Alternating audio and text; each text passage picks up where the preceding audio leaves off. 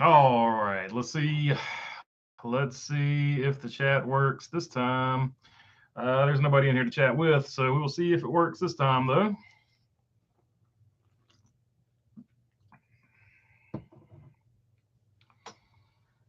Let's see if anybody even jumps on.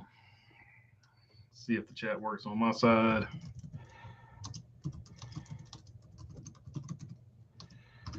There we go. Appreciate it, Rich. All right, the chat is working. Yeah, I mean, y'all could see my chat, but I couldn't see y'all's chat back. So apparently you could see me, but it doesn't really work if I can't see y'all's chat. So here we go. Appreciate everybody jumping in. So I have done the homework. I have looked at the slap shoes points format that he has asked about. We can talk about the Rick Ware thing, although I don't think too many people really cared about the Rick Ware thing. But I think it's a bigger deal. I think it's actually flying under the radar. I think a lot of people should probably jump on that because here's what I think with the Rick Ware deal. Yes, they had an alliance with Stuart Haas, but Stuart Haas only did that alliance with them so that they could put Ryan Preece in the car for a few races.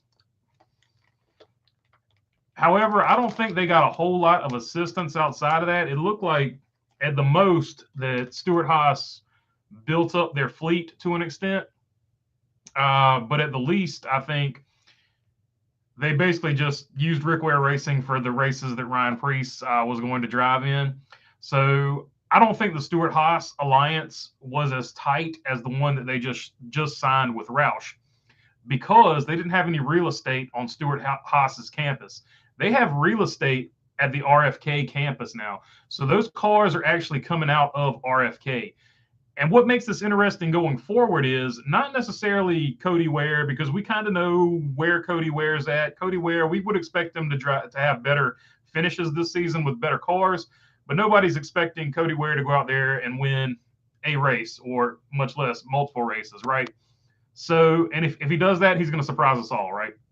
Not crapping on anybody for chasing their dream. But I think the interesting part is the other car. Who are they going to put in the other car? That is where it gets interesting, right? Because one of these Ford teams is probably going to have to start another Xfinity Series program, whether it be Penske, whether it be RFK. And the driver that they put in that car is going to be what's interesting because as of right now, it's like Haley Deegan and Riley Herbst in the Xfinity Series, right?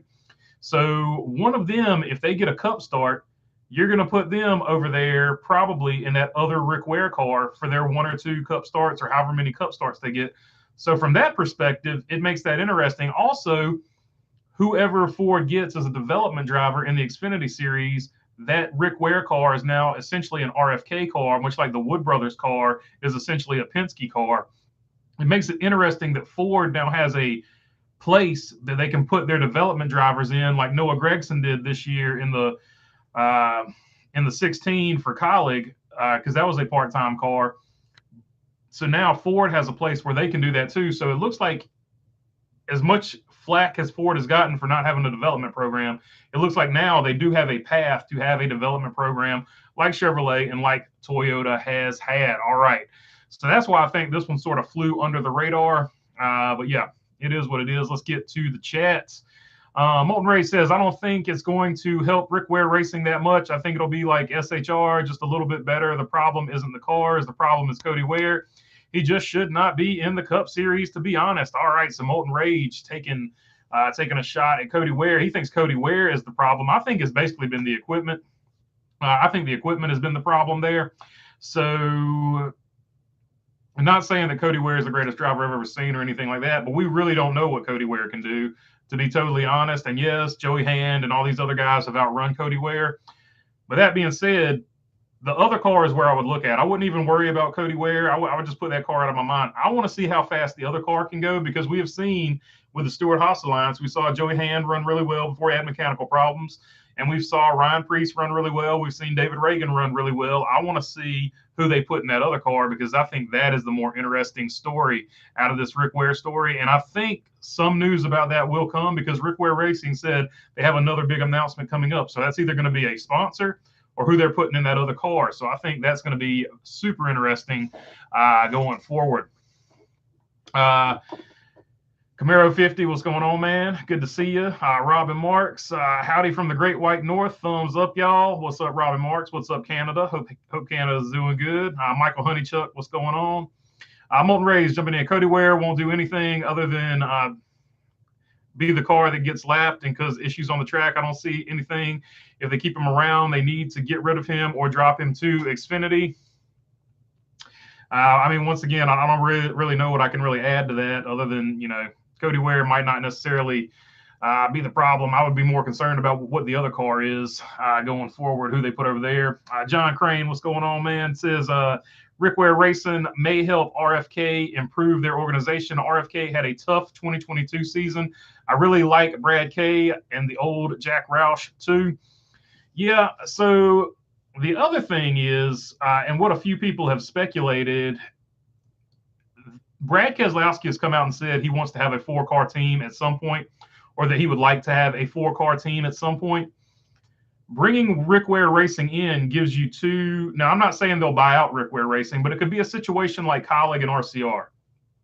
They're not necessarily a 4-car team, but they're not really a real 2-car team either. So you could see a situation where Ware Racing and RFK just get a really super tight alliance, and actually it would be a 6-car alliance because you have to put Front Row Motorsports in there as well. So basically you have a 6-car alliance where all 6 of those cars would share information, and RCR does the same thing. They have multiple car alliances as well. But you have that alliance there where all 6 of those cars can get really better. And that's the thing also that I think people have missed out on. Look at how much faster Front Row Racing got with the RFK alliance.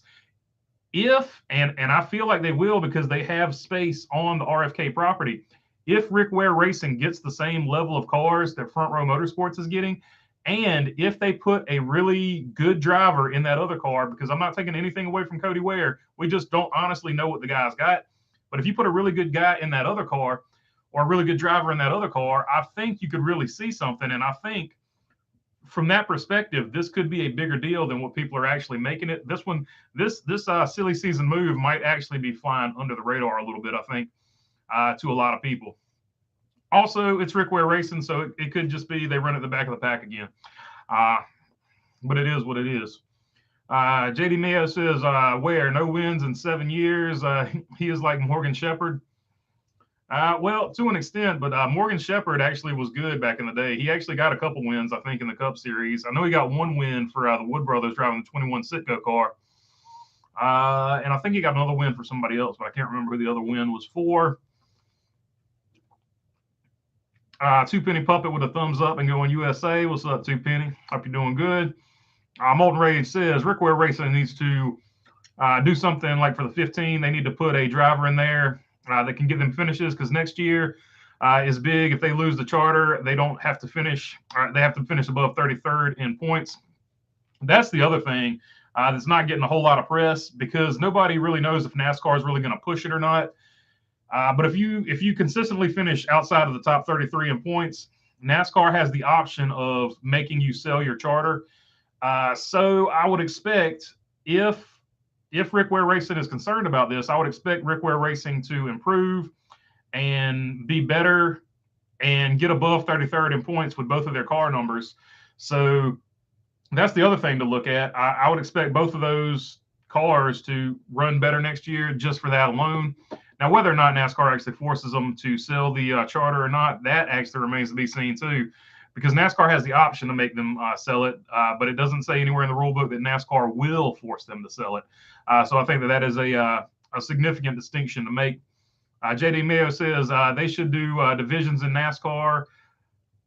Would work with stages.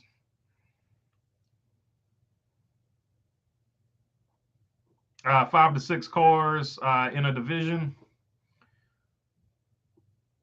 Like heat racing? I don't know. I'm not following you, JD. Is it like I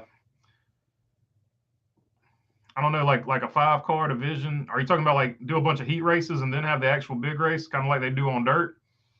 I'm gonna have to just let me know what you mean. I'm not really following you on that one. I really see if BK puts Zane Smith in a car, they will produce some wins. Says Rich L, like that's what I want to see. I want to see if they can get Zane Smith in the car. But I think Front Row's basically got him locked up. But if you can get Zane Smith in that car for a few starts, I think that would be a big move right there, because that would definitely get you some maximum points for that. And that's kind of what I would like to see. That could be like a Ford All-Star car where you could get some of these veterans that have retired, but they still have plenty in the tank. Like you get one or two starts from Ryan Newman. You could get one or two starts from Matt Kenseth. You know, any of these guys that you want to pull up there that would probably give you a really maximum good start, just take them to their best track, put them in that car, and find a sponsor for them. 100%. Robin Mark said Morgan was good. Yeah, back in his heyday, Morgan was definitely really good. Of course, he suffers the Kyle Petty syndrome. Everybody remembers the last half of his career. Not a lot of people remember the first half of his career. Kyle Petty actually was finished in the top 8 in points a whole lot in his career.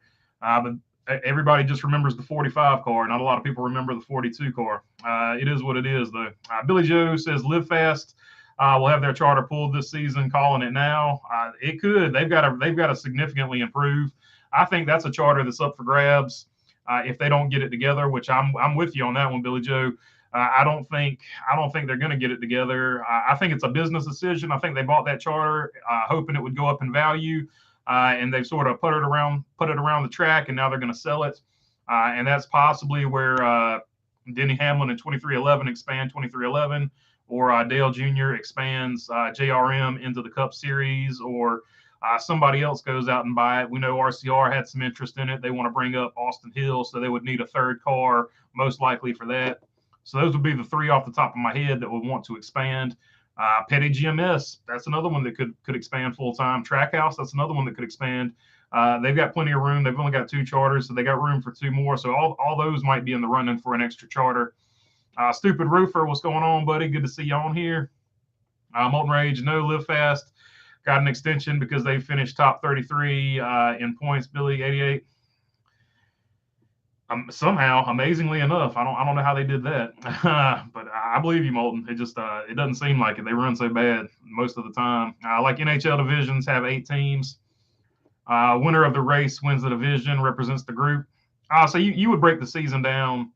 Break the regular season down into a division type thing. I get what you're saying now. I don't know if it would work like that. I think you would have to break the season down. I don't think you could have 5 race cars show up at a track. I don't know. That'd be a tough sell. You'd have to flesh it out a little bit more, but maybe you could break the season down into that, where you broke it down into segments. You break the season down into segments instead of the races down into segments. That would give some. Because right now the regular season doesn't mean anything. But if you broke the regular season down into segments, like the top 3 from the first segment, the first half, or the first, break it down into 3 segments, and then the 4th segment would be the playoffs or whatever. That would give the regular season something. You would care about the regular season at that point, because, let's say you take 3 drivers, that would give you, what 3 times 3 is 9? That would give you 9 drivers, and then your other drivers could get in however they get in. I think there's too many drivers getting in as it is anyway. I think that's also what hurts your playoffs as well. But yeah, there could be some form of that would work. Morgan Shepherd had 4 wins, I believe, says Michael Honeychuck. So Michael Honeychuck's on it. He thinks Morgan had 4 wins. Morgan had 4 wins. Also, CPO Fast Forward thinks Morgan had 4 wins. I remember him getting 2. All of them were Atlanta. So there you go. I remember 2 of them at Atlanta. So he had 4 at Atlanta. He might have won one in that number 15. Motorcraft car too. So that might be the other one I remember seeing. So he's got 4 wins overall. So that's not a bad career. That's more wins than a lot of people get to get up to the Cup Series, especially back in those days. So he had a good career. He just one of those guys that stayed around well longer than he might should have. But he was doing what he wanted to do. I can't hate on him for that. Actually, never mind. 78 finished outside of the top 33 because of last year. They finished inside of the top 33 in points. Their timer was reset. This is their first year finishing outside of the top 33. So there you go. They somehow pulled the miracle and were the least worst team for one time. So it is what it is. All right. I'm pretty sure Live Fast finished last in points the past 2 seasons. So I don't know. Somebody's gonna have to Google that one. I can't Google it. My internet thing will go down or whatever. For standings and for points, it would be for all cars, says JD Mayu. Just make it tighter. I get you. That would be something you could try, because this current playoff system certainly doesn't work. So if you wanted to stick with a playoff system, you could definitely try something like that. Yeah, I don't know. But speaking of points, let's. This has been requested a bunch of times, so I'm actually finally going to do it. I did finally watch Slapshoe's video. I actually watched it right before I came on here and did this. So his points format, and I went over it. I wrote it down roughly. He would give 10 points to the winner. So 10 points would separate first to second. Then from second all the way to 40th or whatever would be separated by 5 points, and the last place finisher would get 1 point. And you know, so far so up. You know, the first place finisher, I guess, would get 50 points. Second place would get 40 points, I guess, because it's a 10-point gap. And then he listed out his bonus points. He would give you 5 points for leading a lap. He said he would give you 5 points for leading the most laps. He would give you 5 points for the fastest lap. He would give you 5 points for qualifying first. He would give you 5 points for the fastest pit stop, which I did like that one. That was really good. And 5 points for each stage win, but he would not stop the race and throw a yellow at the end of the stages, which I do agree with that as well. So I think the system he's got is pretty much solid. It's basically the old Latford Winston Cup point system. It's just a modified version of it where you trimmed off all of the extra. Instead of getting 300 points for a win, you got 50 points for a win. The second place finisher gets 40 points for the win. Third place gets 35, so on and so forth. And then you've got your bonus points that I just mentioned. I think that's a great system if you wanted to do that, as long as it still stays season-long points. Or if you do a playoff or whatever, you go to the chase format playoff. So I think if you did it that way, it would make more sense because that values wins, and that's all we ever really wanted before they went to this crazy playoff system. Back in the day, everybody just wanted wins to count more points than they counted. Instead of getting 5 or 6 points for bonus points for winning a race, 10 points would be sufficient, especially in this format where the 10 points would be a whole lot of points because your maximum win total is 50. So 10 points is a lot of points for winning a race in that particular format. So I think that is a good format. So yes, I do. I'm very much in favor of Slapshoe's points format. It is an awesome format. And I actually had seen that video. I just didn't remember he added that to the end of it because the actual video is why the playoffs stink. So if you haven't seen that video from Slapshoe's, definitely need to watch that one. I think it's called The Playoffs Are Worse Than You Thought. I think that's the name of the video. I think it's maybe 2 or 3 years old now, but really, really good video. He's never made a bad one. So, but once again, another good video. Robin Marks, Morgan had tears in his eyes in Atlanta, and thank God. Yeah, Morgan was a class act. Morgan Shepherd was a class act. Old home guy, what's up, buddy? Yeah, Morgan Shepherd, 4 wins, all at Atlanta, said Robin Marks. So there you go. We're on it. We're on top of the Morgan Shepherd train here. Anything to change the playoffs, even though my favorite driver won the championship. He showed you really only have to win 3 races to win a championship, says Jonathan W. Yeah, 100%, man. I totally agree with you on that. And really, you only have to win 1 race, or you don't have to win a race at all, truth be told. And that's the problem with this. We wanted a system that valued wins. And if you go to the Truck Series, the year Matt Crafton won the Truck Series playoffs, he didn't even win a race. So we have gone to a system where you don't even have to win the entire championship. And all we wanted was wins to count more. So NASCAR went to this system where wins are supposed to count more. And now we've had the first time ever in the Truck Series, we had a guy win a championship without having a win whatsoever. So it just this system needs to be fixed. How you fix it, I don't really care. But the system that Slapshoe's laid out is a great system, and I think that would be great. And several other people have laid out great systems as well. Cheers, old home guy says stupid roofer. Fun fact: Live Fast makes their own motors. Yes, they do. They do not run Roush. I wasn't groaning at your comment, Moulton. Somebody called me on the phone. Fun fact: Live Fast makes their own motors. Yes, they do not run Roush Yates motors, but they run BJ McLeod Motorsports. They build their own motors. That's probably why they have struggled compared to other teams.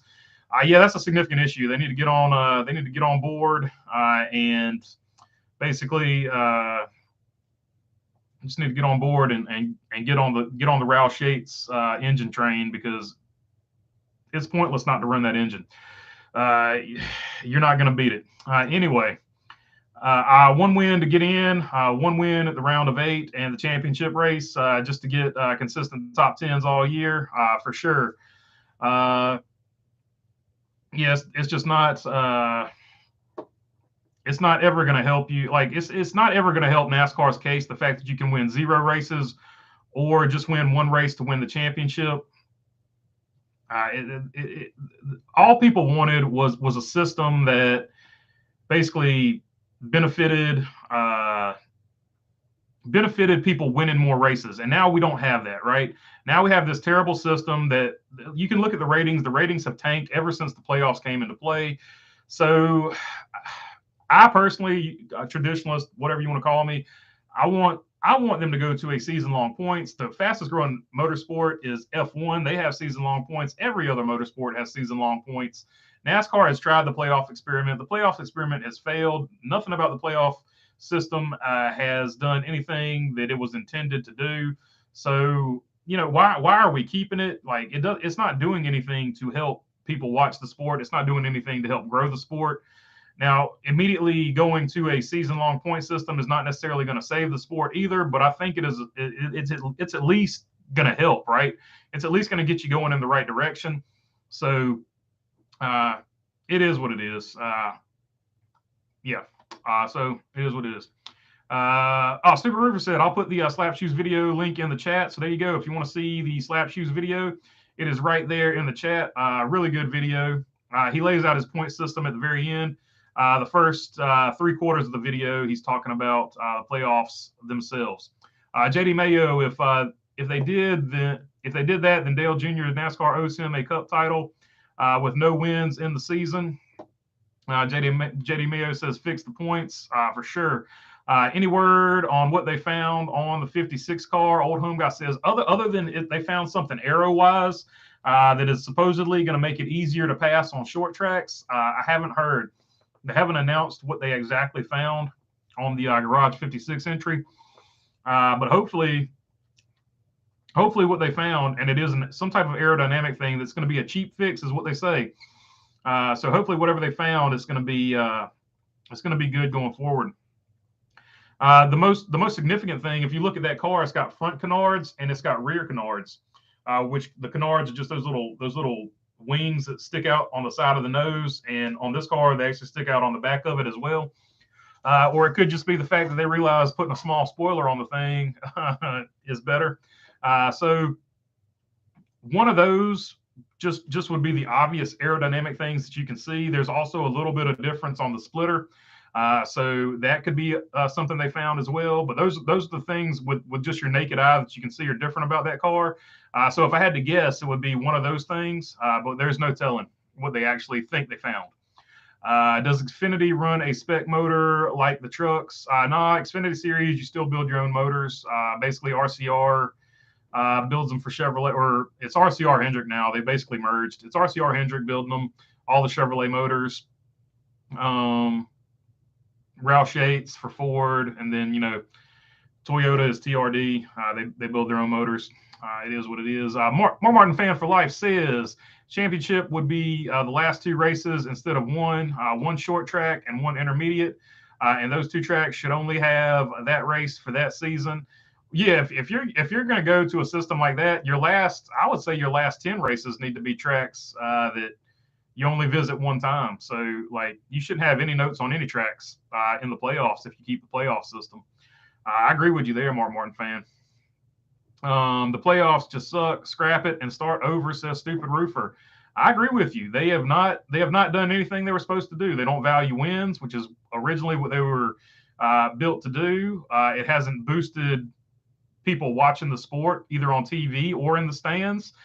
So everything they've tried to do with it has not worked. So it's time to admit it's been it's almost been, when did they do it? It's been over 10 years since the chase started. And when did they, 2014? So it's been 2014. We're getting up on 10 years now with the actual playoffs. So playoffs with the playoffs. So, they're not doing anything either. So get rid of them. Try something different. Go back to season-long points. Now, I feel bad for LFM because they basically are an independent team that uses Ford bodies and don't have a manufacturer support other than the tiny technical alliance with Stewart-Haas. I do feel bad for them struggling. I mean, yeah, it's a tough situation for them to be in. I hate it for them, but hopefully they can they can get something going there, get it together, and get some momentum, get some money coming in, do something. I don't know what they got to do that, but hopefully they figure it out and do it.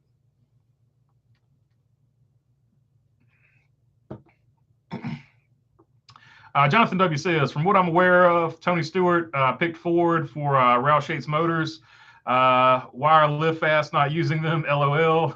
So, yeah, that's a good question. I don't know. I couldn't tell you, man. I couldn't tell you. It's hard to beat Roush Yates power.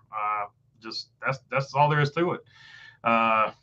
Hendrick and RCR, they're good, but Roush Yates is legendary. So it is what it is. Bo Darville, the bandit, says a cheap fix would be taking all the crap off the bottom of the car and maybe get it off the ground. I mean, 100%. I agree with you. I mean, everybody's pointed that out. That as soon as the Cup driver said that those blocks that they put up under them is not letting the car get all the way down to the ground on the short tracks, immediately everybody knew what the problem was. So they're not getting the travel they need to drive like a short track car. And also the tires are too wide, so they're getting too much corner speed, and you can shift at Martinsville. There's several problems, but definitely taking that away would get rid of the aero disadvantage. There should never be an aerodynamic disadvantage at Martinsville, so get rid of something on the bottom, if that's causing the aerodynamic inefficient or aerodynamic dirty air in Martinsville. Because I don't ever want to go to Martinsville and hear about freaking dirty air. That's stupid. Stu Putty says Daytona is a ways off. When is the Yugo build content coming? Stu, when I get 10,000 subscribers, that's when the Yugo build will start. If I ever get 10,000 subscribers, I'm not sitting here thinking I will get it. So, but if I get 10,000, that's the wager, that's the deal, that's the bet, whatever you want to call it. If I get 10,000, I will do the Yugo build, and most likely I'm not going to be able to find a Yugo that is reasonable. So it's probably going to be a Fiat that was built in the same plant that the Yugo was built in. So that is, which is in Serbia now, former Yugoslavia, but Serbia is where the Yugo was built. So it will be a Serbian-built Fiat, most likely, with a 1.4 and a 6-speed. Jeffrey Bentley, Fiat 500L. Jeffrey Bentley, thanks for updating me. Sitting wishing it was February. Hope all is well with you. I'm doing good, Jeff Bentley. I hope you are as well. I really hope Daytona gets here soon. This off season has not been nearly as entertaining, at least so far, as the other last year's off season was. So it is what it is. I know old home guy BJ Motorsports builds their own motors in Xfinity. That's why they struggle with speed this year, unlike the other teams. They build their own motors like JCR. Yep, and it's just not a good move. You need to run them from Roush Yates. It just is what it is. You got to find the money to be good. I hate that they don't have the money, but if you're going to run and want to be competitive, you got to find the money to at least get the motor. If you don't have the motor, you're way off. I wish there was a way to sugarcoat that, but there just isn't. Robin Mark says Mark Martin commented on Ross Chastain. He said Ross was cold-blooded. Mark confessed he would have lifted, and oh yeah, I saw exactly what you're talking about. He would have lifted and maybe hit the gas after he was against the wall. He said it was akin to 1979. Yeah, I agree with you, and I also like the fact that he said a lot of drivers have seen that in simulation, and a lot of them have thought about it, but he was the only one that wanted it bad enough, that hated losing bad enough to actually do that move, and the way he did it was more aggressive than probably anybody else ever would have done it. So I agree, man. I was glad Mark Martin actually came out and stuck up for him because he got roughed up for most of the season by some of the NBC announcers. We all know who they are, Jeff Burton. Jeffrey Bentley says, are they still doing away with yellow flags between stages? Just at the road courses, Jeffrey, and that is just something they're thinking about doing. Nothing is for sure yet. That's just something NASCAR is thinking about doing. Let's see, but it's only going to be at the road courses. Robin Marks was, but I really disagreed with his thoughts on Ross. So Rich L didn't like it. There's a contingency out there that thinks the move was dangerous because he could have hit the catch fence or something like that.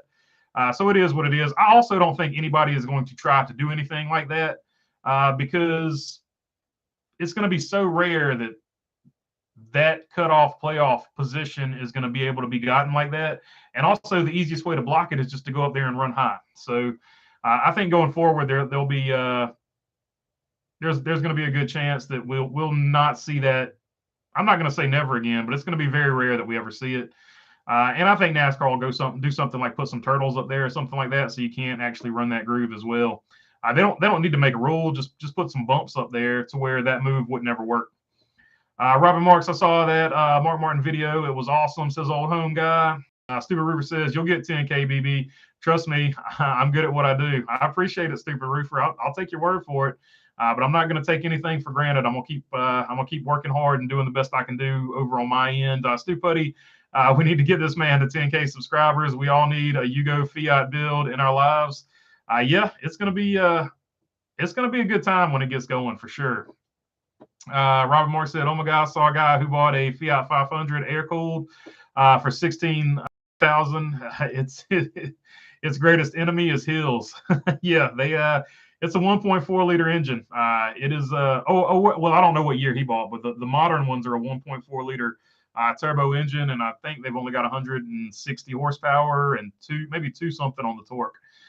So not a whole lot of power, but they will at least get you up the hill. But yeah, those old school air cooled ones. Yeah, I know exactly what you're talking about. I think they got like 80 horsepower. So yeah, it's a struggle. It's a really big lawnmower motor on some of them.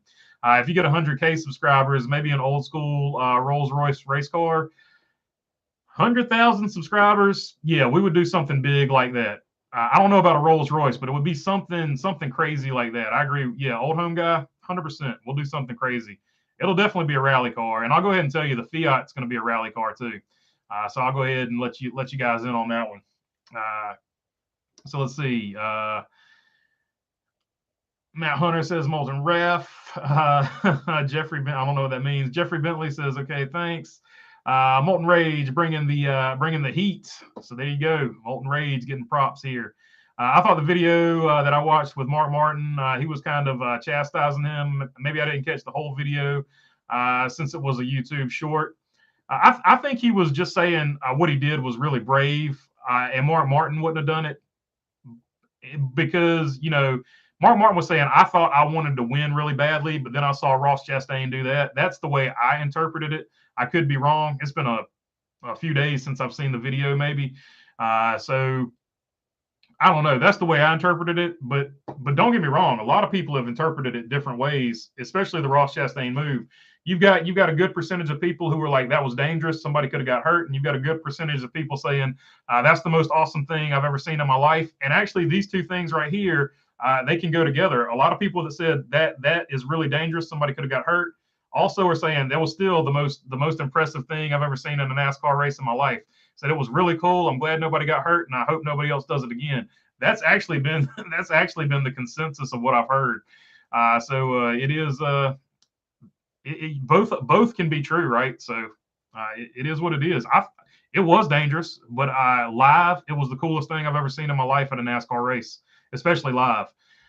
Right up there, and Kyle Larson did it somewhere at Darlington too. So like, and for Kyle Larson to come and speak out against it, I feel like Kyle Larson heard a little something about it, which is what partially changed his mind as well. Stupid Roofer says, watch the whole video, and Rich L says, I will. All right, Mark Wachowski, get a late 90s, early 2000s Honda Civic beater. They are bulletproof and cheap.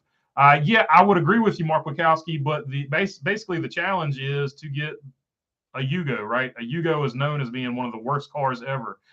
So that's actually going to be part of the content, is every time it breaks down, you got to work on it. So far I have done the research on it. And the reason I'm not getting an automatic is because, well, the automatics are so bad that they go out quite often because it is some hybrid automatic that when you take your foot off the gas and it's at idle, it's constant. It's essentially the same thing as laying your foot on the clutch when you're stopped.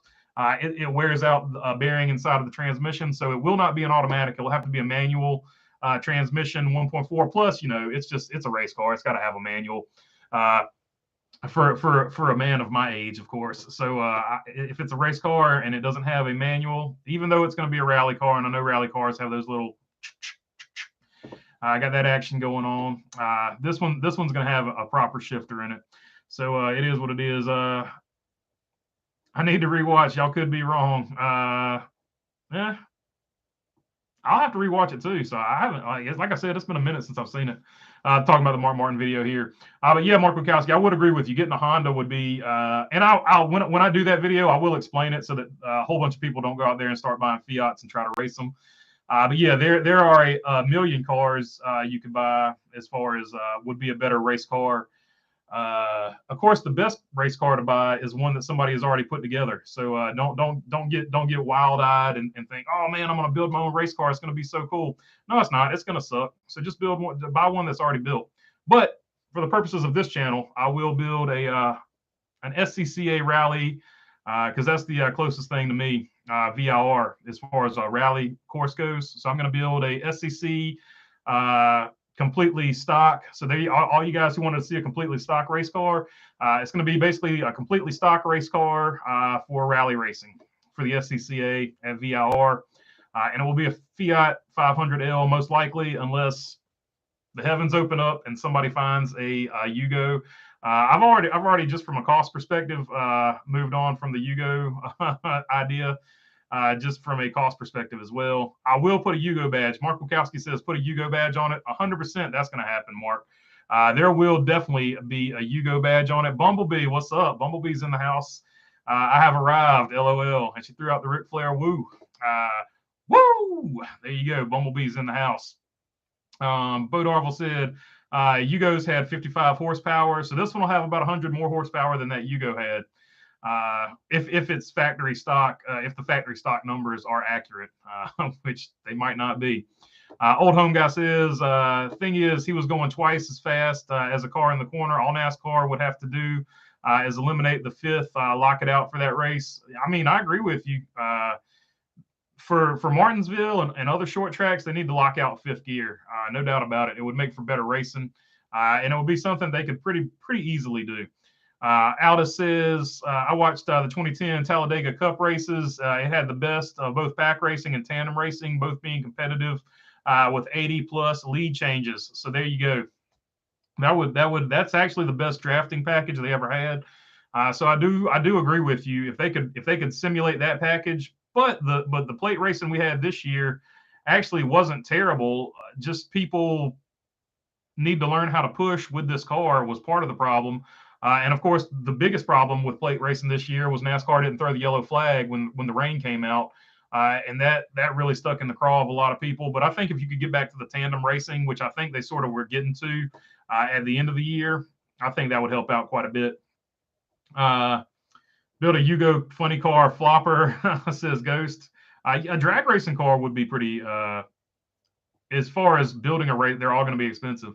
But as far as building a race car, yes, a drag race car would also be. As far as you could do like a bracket racer, that would work.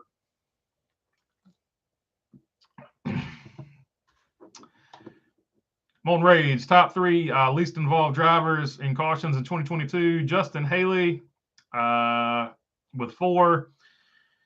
Live Fast Motorsports with 4, William Byron with 5. The driver with the most free passes in 2022 was Cody Ware. And I'll just throw this in as a bonus, Molten Rage.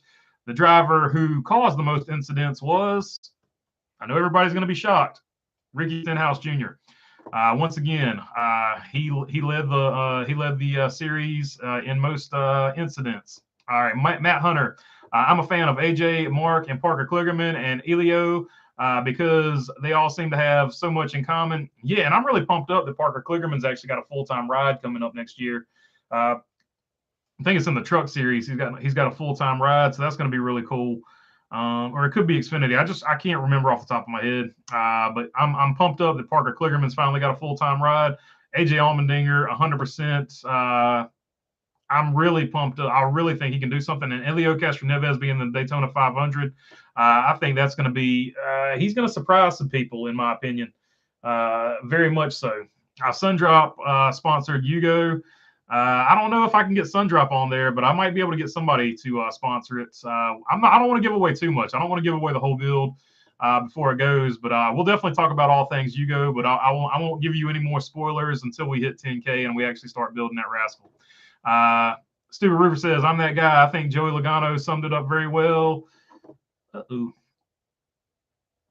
It was awesome. However, let's not be doing that every week. One and done. So there you go. That's fair enough. That's a fair enough comment.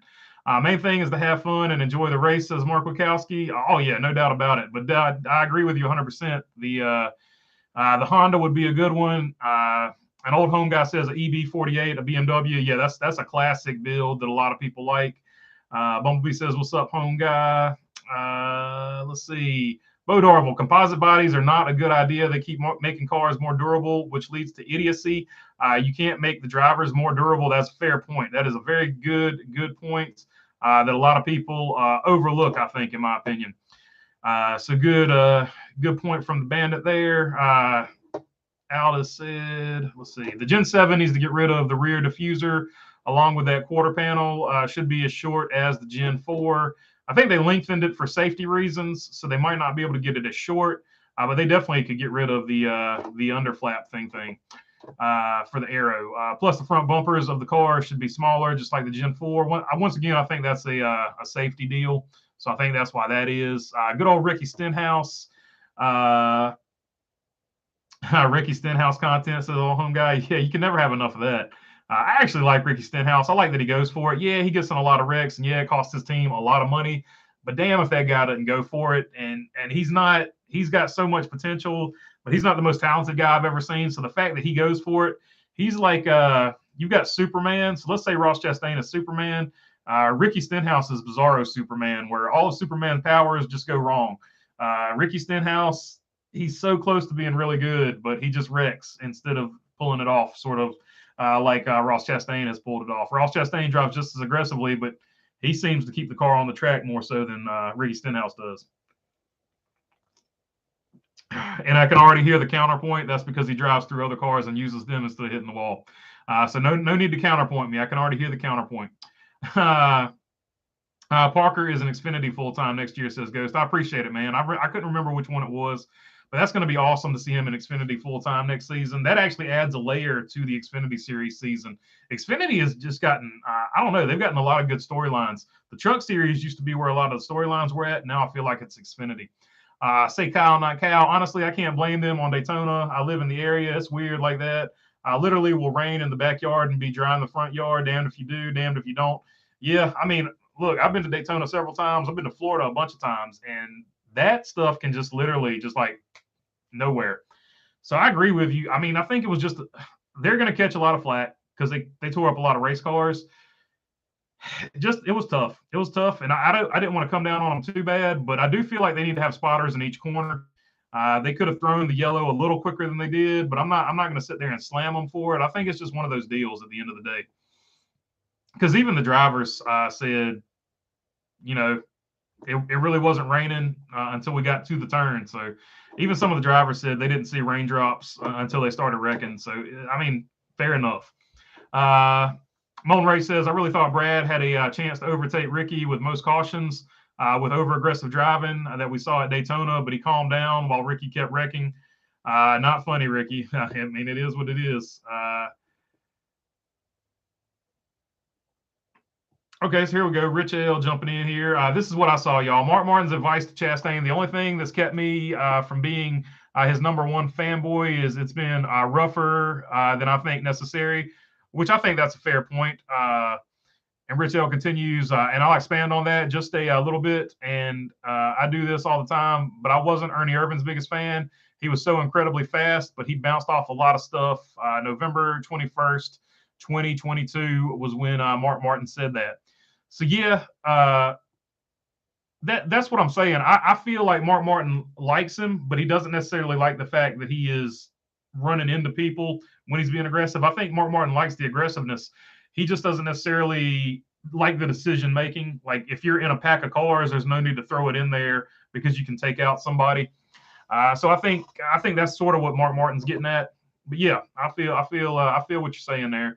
Parker will be in the 48 Xfinity car. He'll win some, says Bo Darvel. I agree with you. I hope he wins several. He's going to be hell on them road courses. I'll tell you that right now. Kligerman is so underrated. He never got a legit shot, says Stupid Roofer. Thank y'all. That's why I love this community. Like, we're all Parker Kligerman fans. So, because we respect what he did, and he stuck it out. He stuck around. He's done whatever he has to stick around NASCAR, and now he's finally getting a year-long shot. Finally, he deserved it a long time ago. I'll tell you another one. Kaz Grala is another one that he's another one that needs a full-time shot. Ricky's a good dude, but his talent level leaves a lot on the table. Yeah, he's got all the aggression and sort of none of the feel to make it stick, is what I feel like. Mark Bukowski says Ricky Stenhouse ain't scared. I agree with you. He's not scared at all, but he's got to figure out. He knows what he can do, but sometimes the car can't do what he can do. I'll put it to you that way. We're all still wondering who's going to end up in the Xfinity Series 54 car. I guess time will tell. Yeah, like that's a tough one. I don't know who they're going to put in that thing. I don't know where they're moving everybody around. Like Sammy Smith, Corey Heim, John Hunter Nemechek. I don't know what those guys actually have locked down. I haven't done a whole lot of research as far as trucks and Xfinity for silly season, so I don't know how many of those guys are locked down. But I feel like those are solid drivers for Toyota that could be moved around into some of those spots, unless they've already gotten spots filled up. I feel like John Hunter Nemechek's already locked in somewhere. But I don't know. It's going to be interesting to see who they put in that 54. That's for sure. Trevor Bain's an outside shot. So, I mean, he's another one. Tony McCall says, what you drinking, bro? Bud Light? No, I'm drinking, well, it's Wicked Weed. They're out of North Carolina, Asheville, North Carolina. This one's called Pernicious. It's one of those super gross IPAs that people hate, but this one's actually like it tastes sort of citrusy. So it doesn't, I don't know. It tastes good to me. That's all I can say. But it is an IPA. If you hate IPAs, you'll hate that one as well. Ricky did win the Dude Perfect episode, standing backflip. Yeah, he works out all the time. So, I mean, he's in good shape. He's doing everything he can do. He just gets a little too crazy. You know who Ricky Stenhouse really reminds me of? They won at different tracks. Robbie Gordon, though. And Robbie Gordon's way more talented, but he reminds me of Robbie Gordon. Like, you see all the talent there, but for whatever reason, you don't see the wins in Cup. Robbie Gordon got a bunch of road course wins. He got the win at New Hampshire, of course, on November, by the way. So that was a doing it for Dale moment in the 31 Lowe's car. But also, you know, with the talent that Robbie Gordon had, you would expect more wins. You saw the talent Ricky Stenhouse had in dirt, but you never saw the wins come in Cup other than restrictor plate tracks. So in that way, and they both wrecked a lot. So he does remind me of Robbie Gordon to an extent. Although Robbie Gordon is super talented. You put him in any other car that wasn't a NASCAR Cup car, and he won a bunch of races. So it is what it is. That just goes to show you how tough it is to win in NASCAR. Bumblebee, the Bumblebee Molten ticket going strong for 2024. They're agreeing again on something. Back in the late 70s, we lived in the country when the kids fished on the bridge. Rally cars would fly by us. They used to race by our house. That was until my mom found out and put a stop to it. Oh, man, mom put a stop to all the fun there. I hate that, Robin Marks, but at least you got to see him for a little while before she found out about it.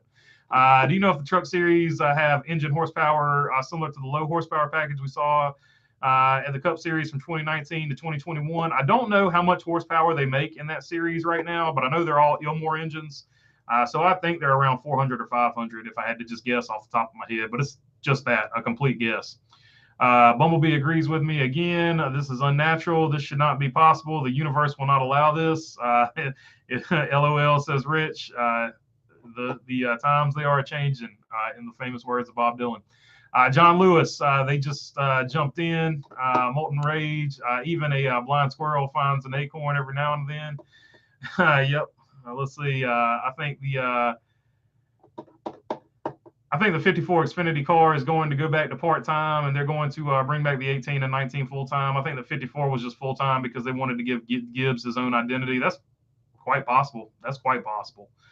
And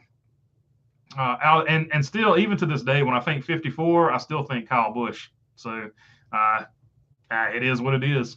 Stenhouse may crash a lot, but he's a pretty decent and serviceable driver. And we moved over to JTG. He's improved a lot, says Aldis. Yeah, I agree with you. He's not a bad talent at all. He just needs to get more finishes. Like, if he could just get more finishes, when the car is not doing what it's capable of doing, if he would just get what's out of the car and stop trying to get, let's say he's got an 8th place car. If he stops trying to push it to be a 5th place car, that's where he can improve as a driver, I think. But I don't know if that's in him. Like, it's just not in him. He just wants He wants to run on the absolute ragged edge, and I can't hate on that because I love that. But he tears up a lot of equipment running on the ragged edge too. So, but he has been more consistent at JTG Doherty until last year. He had a lot of wrecks last year. He fell off the wagon, so they say. Delmar Kaufman, they have that at my local bar. Yeah, it's pretty good. Like I mean, it just depends on what you like. If you like IPAs, this one's pretty good. I'm not necessarily an IPA person, but this one to me tastes pretty good because it's got that citrus sweetness to it to knock down some of that super sour from the IPA. Let's see. Oh, Epileptic Bumblebee wants confirmation, Moulton. So there you go. She needs confirmation on what you're talking about there. Bo Darville says the closing laps in Mid-Ohio between Parker and Zane Smith was poetry. Zane could have knocked him out of the way for the win, but he wouldn't do it. Total respect. I agree, and that's the type of racing that most people want to see. Unless your guy is in second and you want to see your guy win, for the most part, we just want to see good, clean racing. And so, and a lot of people, even if their guy is in second, they don't want to see him wreck for the win. Robert Marks, I'm Canadian, so it's so Keith, it's India Pale Ale for me. Yep, and that's actually that's actually they actually write it on this one. If you can't see that, probably be the last time I hold that up, so I don't want to get flagged for being naughty there. But they actually write it on that one as well. So Kaz Gralla needs a full-time shot, I think, with RCR at Cup or JRM at Xfinity. Yeah, I agree, man. Like anywhere. Kaz Gralla needs a shot anywhere. Like, I think the guy's super talented. So hopefully he gets one. It took Parker Kligerman this long to get one. So hopefully Kaz Gralla sticks it out just as long and gets him a shot as well. Every driver who couldn't have done what Ross did are the ones criticizing the move of the century. Ross did it and advanced. The one driver he beat that mattered, Hamlin said nice things about the move. Yeah, I agree with it. I agree with that. I'm not going to say every driver couldn't have done it, but he was the only one willing to do it, and he did what he had to do to get into the playoffs, and I think a lot of people respect that, and even Denny Hamlin respected it, which as much hate as Denny Hamlin gets, I feel like he should get some praise for that because all he did was praise the guy. He said, hey, he did what he had to do. I respect the move. Parker Kligerman needs to be in even bigger equipment, to be fair, or even better equipment. Yeah, I mean, but you gotta walk before you run. So at least he's getting a full-time ride. I'll say this: Ricky Stenhouse Jr. is talented, very talented. He won 2 Xfinity championships with Jack Roush back to back. He has the talent. He's just over-aggressive for no reason, and that kills his car. Yeah, 100%. He's always trying to run on the ragged edge. If he would just get out of the car, what you can get out of the car, and then save running on the ragged edge for the last 10 laps or so, the last pit stop at least. I think he would have so much better finishes. He's another one though. His pit crew has cost him some spots too. He's up there. I know Moulton likes to complain about Cole Custer. You look at the JTG Doherty pit stops. They cost him some spots too. Chris the Dude Nurse says Trevor Bayne needs one of those Gibbs Xfinity cars. I agree with you, Chris. And I'm hoping he gets one. I'm hoping he at least gets the part. If they take that 54 part-time, I'm hoping he's once again their part-time driver. Brent Delberg said, I think the passing away of Coy will really hurt. It wouldn't surprise me to see some JGR cars just not race. In the Xfinity Series, I would agree with you. That's going to be a big. That is a big role to fill. 100%. 100%.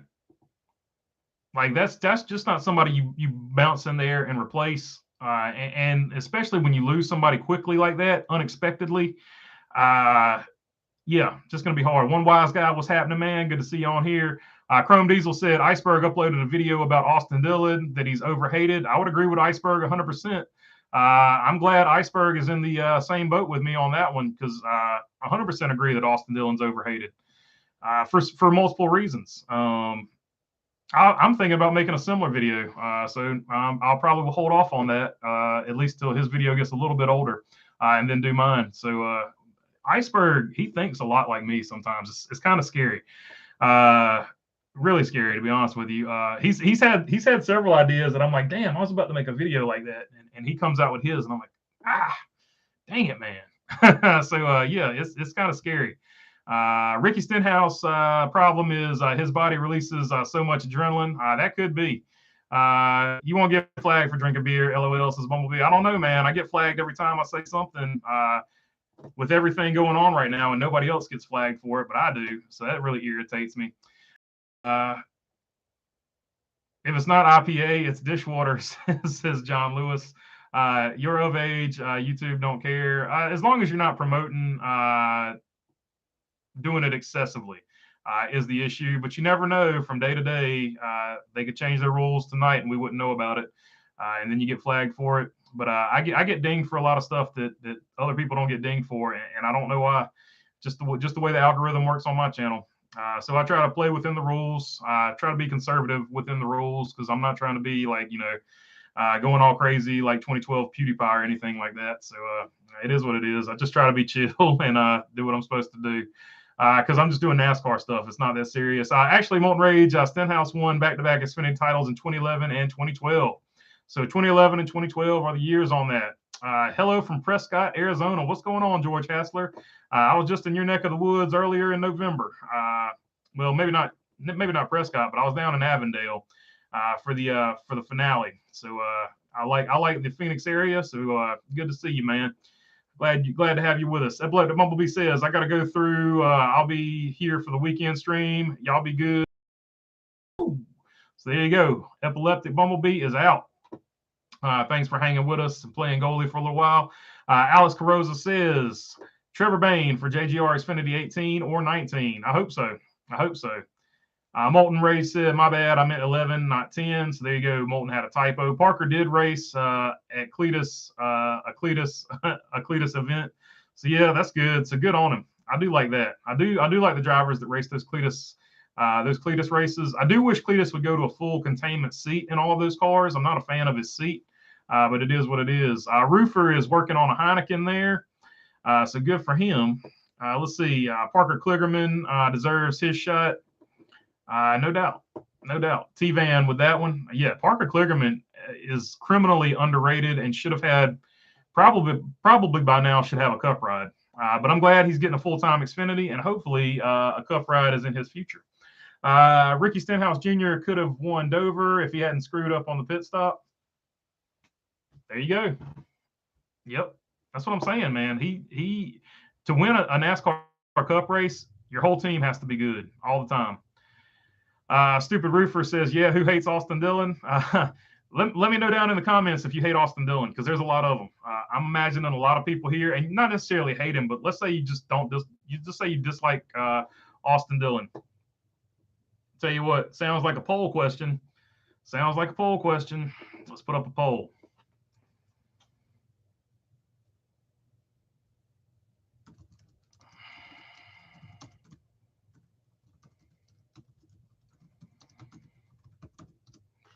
There you go.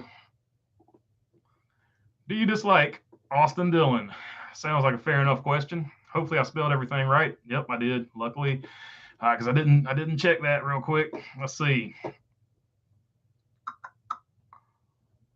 I watched a video about Chase Elliott from Elite Precision. Yeah, as an HMS fan, Chase has the same driving style and as Jimmy Johnson, says Aldis. It is similar. They're very smooth. I agree with that. I'm wanting for Black Flags Matter to release a NASCAR bust Ty Dillon. I'm surprised it's taking this long for him to not make the video because he's the definition of a bust, a guy that can't do anything in Cup, says Molten Rage. So yeah, there you go. You can all you can do is ask him on Twitter, and when he releases a video, leave it down in his comments.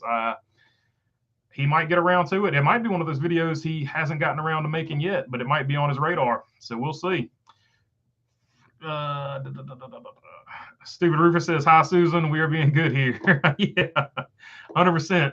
Talking about the CEO of the Tube there, Miss Susan Wojcicki or Wojciechowski or whatever her name is. Old home guy. I don't think Brian France gained any fans on Junior's podcast. I think like him, I like him even less now. Seems like honesty never finds his mouth. Yeah, I'm 100% with you there. He's like a politician, man. Like everything he says seems like he thought about it like a really long time and practiced saying it. Krista Dudner says, I'm an Austin Dillon hater. So there you go. Like I said, there's more than you would imagine. I can't remember who was the other. When I first started this channel, I didn't necessarily realize certain drivers were hated. I can't think of the other driver that I was so surprised that people didn't like him. Joey Logano was one of them, actually, because I didn't realize how many people dislike Joey Logano. What's another one? There was like a really random one. I can't think of it off the top of my head. But there was a really random driver. I was like, this guy's hated. Like I was pretty surprised. Not an Austin Dillon fan. Says Delmar Kaufman. Are you going to catch the Snowball Derby this weekend, Brent Dolberg? If I'm in town, I think I'll watch it. But I'll be pulling for Eric Jones either way. I'll catch it on Race Monitor if nothing else. Robin Marks says, do a poll. I did do a poll. So there you go. Of course, I'm always late reading the comments. Let's see. Molten Ray says, I don't hate Austin Dillon. I just don't care for him. He's one of those drivers that's just there for me. I really don't have an opinion on him one way or the other, says Molten. Stupid Roofers, pretty much the same. Dillon is just meh, sort of whatever. John Lewis, so what do you think of Rick Ware Racing renting space with RFK? Will this hurt RFK? I think it's going to help everybody, John Lewis. For those of you who didn't hear the first part of the live stream, I think this is actually going to be a good thing for everybody. I think it's going to work out because it's going to give Ford 2 more spots to put development drivers in the Cup Series, so they can do something like what Noah Gragson did this year and make 8 or 9 starts. Before he had to take over for Alex Bowman, he was going to make 8 or 9 starts and sort of dip his toe into the Cup Series waters. So now Ford has a path for that with that Rick Ware Racing car, at least the one extra one that Cody Ware's not driving. So you could see somebody like Haley Deegan get 1 or 2 starts just to get her feet wet in the Cup Series and stuff like that. And also, I think it'll give other teams like Penske and RFK some motivation because they have a spot that they can put a driver in the Cup Series to check them out. It'll give them some motivation to start an Xfinity Series team, or start back up an Xfinity Series team, I should say. I got to see the poll says 100% yes for the moment, and that moment was beautiful. Oh, man, I wish you had screenshotted it, man. Oh, man, I wish you had screenshotted it and sent it to my Twitter or something, or whatever social media you're on. Oh, man, that would have been epic. That would have been such good rage fuel for some folks on Twitter if I had that picture. But it is what it is. Booba, they have a question. I am new to. Currently, the poll is 67% of people do not hate Austin Dillon, or do not dislike Austin Dillon. Buha says, hey, I have a question. I am new to the racing streaming sites. I just bought Racing American TV for a month. Which is the best, and which would you suggest if you have any knowledge of it? So the two that most people seem to really like, the first one is, if you like Dirt Vision, I think is the name of it. And the other one is Flow Racing. Flow Racing, you get a whole lot of other stuff too with Flow. But Flow Racing, you're going to get all the other stuff. Now, if you're just concerned with the Cup Series and you just want to see the Cup Series, I think a lot of people have said YouTube plays all of the races within a couple hours of the race finishing. You can watch the entire race on YouTube TV. So those are the big 3 that I hear about the most. So I think those 3 are probably the best. But let's help out Booba here. Let him know down in the comments if you have a subscription service and what that subscription service is for racing, because the ones I've heard the most of are Flow, Dirt Vision, and of course YouTube TV. And I mean, I'm not saying YouTube TV just because I'm a YouTuber, but that's just those are just the 3 that I've heard the most. I personally don't even have YouTube TV, but I'm thinking about getting it if I ever get internet that's really good out here. But currently my internet stinks. But if I get good internet, if they ever send me that Starlink, I'll think about doing it. I don't know if I dislike Austin Dillon, but he didn't have to earn anything, and it shows. Says Bo Darville, yeah, and I do like Austin Dillon, so I'm going to stick up for him here. And he has actually come out and said that. He has said, I wouldn't be where I'm at if it wasn't for my grandpa. And that's actually the moment that I was like, I like this guy because he's keeping it real. He's being honest, however you want to say it. So I do agree with you, Bo Darville, but that's the reason I like him. He actually has come out and said that. Camaro 50 hated Dillon's TV show, but not him. Yeah, a lot of people said his wife sort of rubbed them the wrong way on that show, and it actually made them like Austin Dillon more because I don't know, just by default. Stupid Roofer says we call her Susan Witwicky. Or Wiki. Yeah, so there you go. Bo Darville, what I learned from France download is that he doesn't love racing. Yeah, like he's just a sports guy. He could care less. To me, he sort of could care less about racing. He reminds me of a drunken frat boy, which is basically what he is, except he got kicked out of college after the first year. They said he dropped out, but he didn't get the grades. He just wanted to live that frat life. So that's what he did, and he had plenty of money to do it, so that's what he did. Can anyone tell me why Ty Dillon keeps getting rides? Because he pays them, Moulton. Like, what has he done in his 7 years of Cup? What has he done to stay in Cup? I haven't seen anything at all.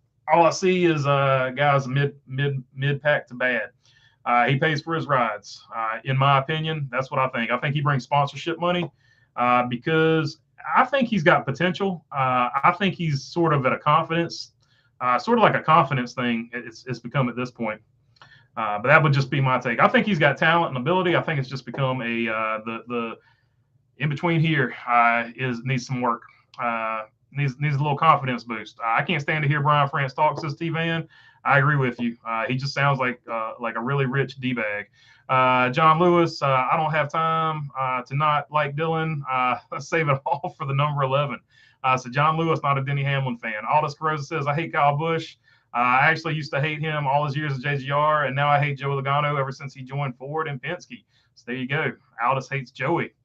Rich L, I know I said last time I was in, but the season could start right now, and I would be happy. I agree, man. I wish it would start soon too.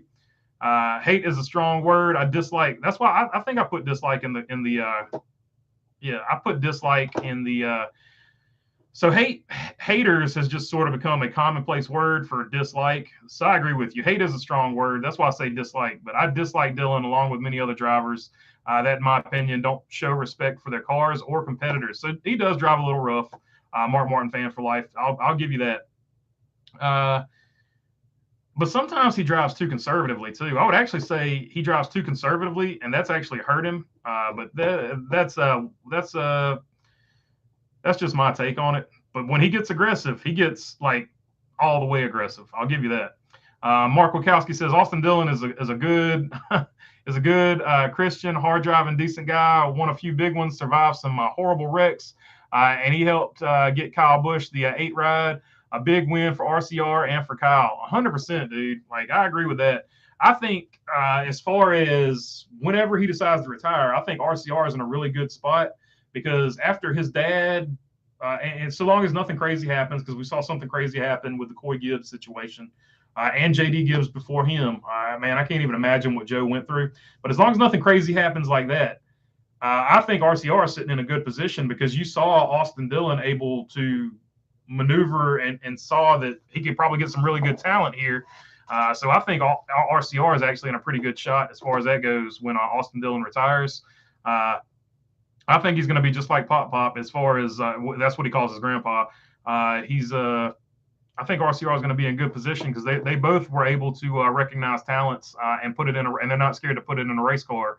Of course, Richard Childress recognized talent and got out of a race car to put somebody in it. So maybe we'll see something like that in the future. Who knows? But I still think Austin Dillon's underrated as a driver. I think he's a very solid driver. He's just not your top 10 driver. I'd put him in your top 12. And if you look at where he finished at in the points this year, he finished, I think, top 12 or 14 in points.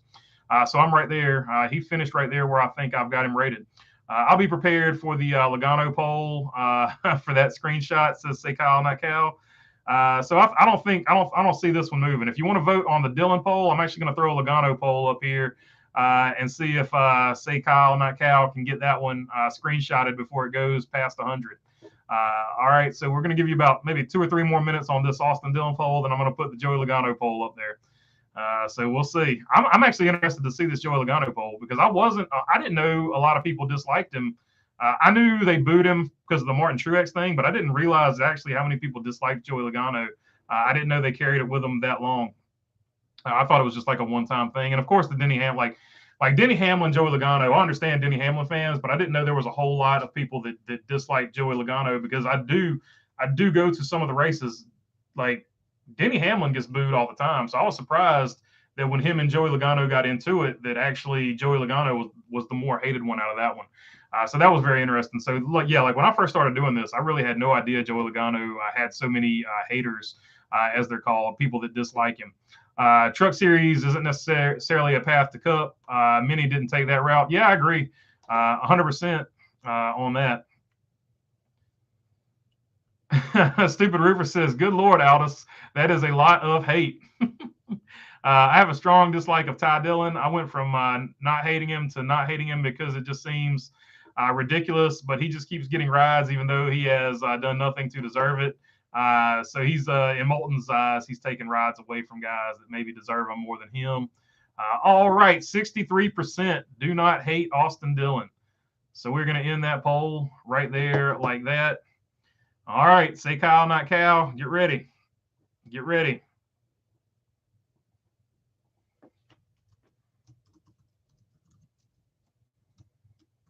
Do you dislike Joey Logano? All right. Get ready, say Kyle, not Cal. It's coming. Sending it down the pipe.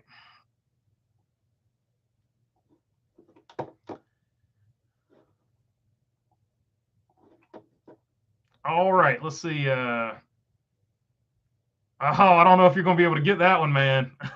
He's at 60% no, though, so there's only 40% haters right now. Spire will be Ty Dillon's last ride in Cup, says Delmar Hoffman. I saw D-Bag up here somewhere. Oh, Rich Hell says D-Bag. Yeah. 100% I use that word quite often, except I don't just say D-Bag in real life. Robin Marks, I watch all the junior downloads, but wasn't interested in France. Rich person's problems. Yes, that's a fair statement there. Ty needs a good chance. I hope he finds something. Remember him confronting Chase in a truck race in Canada. Oh, that's a fact. And actually, what people don't remember about Ty Dillon, they always remember it being Austin Dillon. But when Kevin Harvick said the thing about the silver spoon, he was talking about getting wrecked by Ty Dillon in the Truck Series. A lot of people attribute that to Austin Dillon, and when Austin Dillon's name gets brought up, they always say silver spoon. But when Kevin Harvick made those comments, go back and look at that truck race. He was actually talking about Ty Dillon. That's one of those things where you miss the Mandela effect. That's a Mandela effect thing. When you remember something that happened in history, but you remember it wrong. Say Kyle, not Cal. Agreed. I don't hate any of the drivers, even the ones that I actively root against. I would love to have a beer and talk racing. Yeah, that's where I'm at too. I don't hate anybody. There's some moves that somebody will pull that I dislike, but yeah, at the end of the day, it don't really bother me. Oh, we're at 55% for Joey. So Joey's 50. This is actually higher than I've ever seen it. But Joey's at 50 something percent. So half and half. I think winning the championship and giving the business back to William Byron has sort of pushed him over. So I think he's 50-50 now. Bo Darville says, I give Austin credit for one thing. He brings the car home in one piece. Yeah, most races, like he's actually one of the guys with the fewest incidents on the track most of the time. So, yep, I agree. Booker T once said in his oh, man. There's a famous Booker T Hulk Hogan clip, and I thought that's where you were going there for a minute, Aldous. So I started laughing. You can look up Booker T Hulk Hogan oops, and you'll see what I'm talking about. I'm not going to touch that one with a 10-foot pole, but I thought that's where you were going at first. So you had me scared. Booker T once said in his WCW interest, "Don't hate the player, hate the game." I agree with you, Aldous. Kyle will win a lot of races for RCR. I hope so, man. Stupid River says, I used to despise Joey Logano. Yep, I think a lot of people did. Joey has never been liked ever since 2013, says Aldous. Was that when he roughed up Mark Martin, or was that the Denny Hamlin incident? I'm trying to remember. Say Kyle, not Cal. I can't stand Joey on the track, especially as a 24 fan after Darlington. But off the track, especially hearing him on Sirius, he cracks me up all the time. It's so weird. He's sort of a Jekyll and Hyde. When he's outside of the car, he's Dr. Jekyll. When he's inside of the car, he's Hyde. He's all he wants to do. He's going to do whatever he's got to do to win, and that's all you really want out of a race car driver. But just because he's always at the front, he's run through a lot of people's favorite driver, being aggressive. And I'm not going to say run through, but I mean, he drives aggressively, and that's how everybody wants their driver to drive. But when it happens to your driver, as fans, we're like, oh, it happened to my driver. And all of a sudden, your driver is an angel, and he's never touched anybody, and the driver that touches him is the bad guy. And Joey Logano apparently has been the bad guy because, like I said, I was super surprised Joey Logano had so much hate when I first started doing this. But he's one of them. I can't think of the other guy who I was so surprised people hated him. God, I can't call who it was. It'll come to me eventually when I'm not thinking about it. All racetracks have their great drivers and their mediocre drivers and their not so great drivers, but we must thank them all for never giving up and entertaining us. I agree with you, Mark Wachowski. They take a lot of junk. They get paid a lot of money to take a lot of junk. So they do take a lot of junk, and they keep it together. And I don't care how much money you get paid, it's hard to keep it together when people are talking junk to you. John Lewis says, I can't pull for Joey since he moved Mark Martin to Pocono for his first win. 2 boos, says John Lewis. So yeah, I think that's actually when Joey Logano started becoming unpopular, because Mark Martin is sort of like the Pope of NASCAR. Everybody loves him. Well, I don't guess everybody loves the Pope, but you get what I'm trying to say. Unpopular opinion, I do not hate Joey Logano. He's not one of my favorites, not even top 10, but he's a bit overhated. So, well, there you go. I would say he's overhated. Mark Martin fan says, I agree with John Lewis. Ryan Perez says, I think Kyle Busch coming to RCR, we might see Austin Dillon take a step up in performance. I think you're right, Ryan. Having that caliber driver to work alongside and learn from. I agree with you 100% there, Ryan. Rage, Joey became a product of getting messed with for too many years. I agree with you, Rich L. So what a lot of people don't remember is Joey Logano got ran over a lot. And unfortunately, when Joey Logano decided to take his stand, he took his stand against Mark Martin. So probably not the best person to move out of the way for a win. But that being said, he was doing it to show the rest of the field he wasn't going to be pushed around anymore. That about the same era or time period was when he made the Kevin Harvick, his wife wears the fire suit in the family or something like that. So yeah, right now my least favorite driver is Kyle Busch. I will never change, mainly because of 2011. I'm never going to forgive him. He killed Ron Hornajay's championship hopes for something stupid. I'm one of the biggest Ron Hornaday fans in the world, but it sucked. Ron Hornaday is never going to get over it, and it sucks. But I don't necessarily hate him.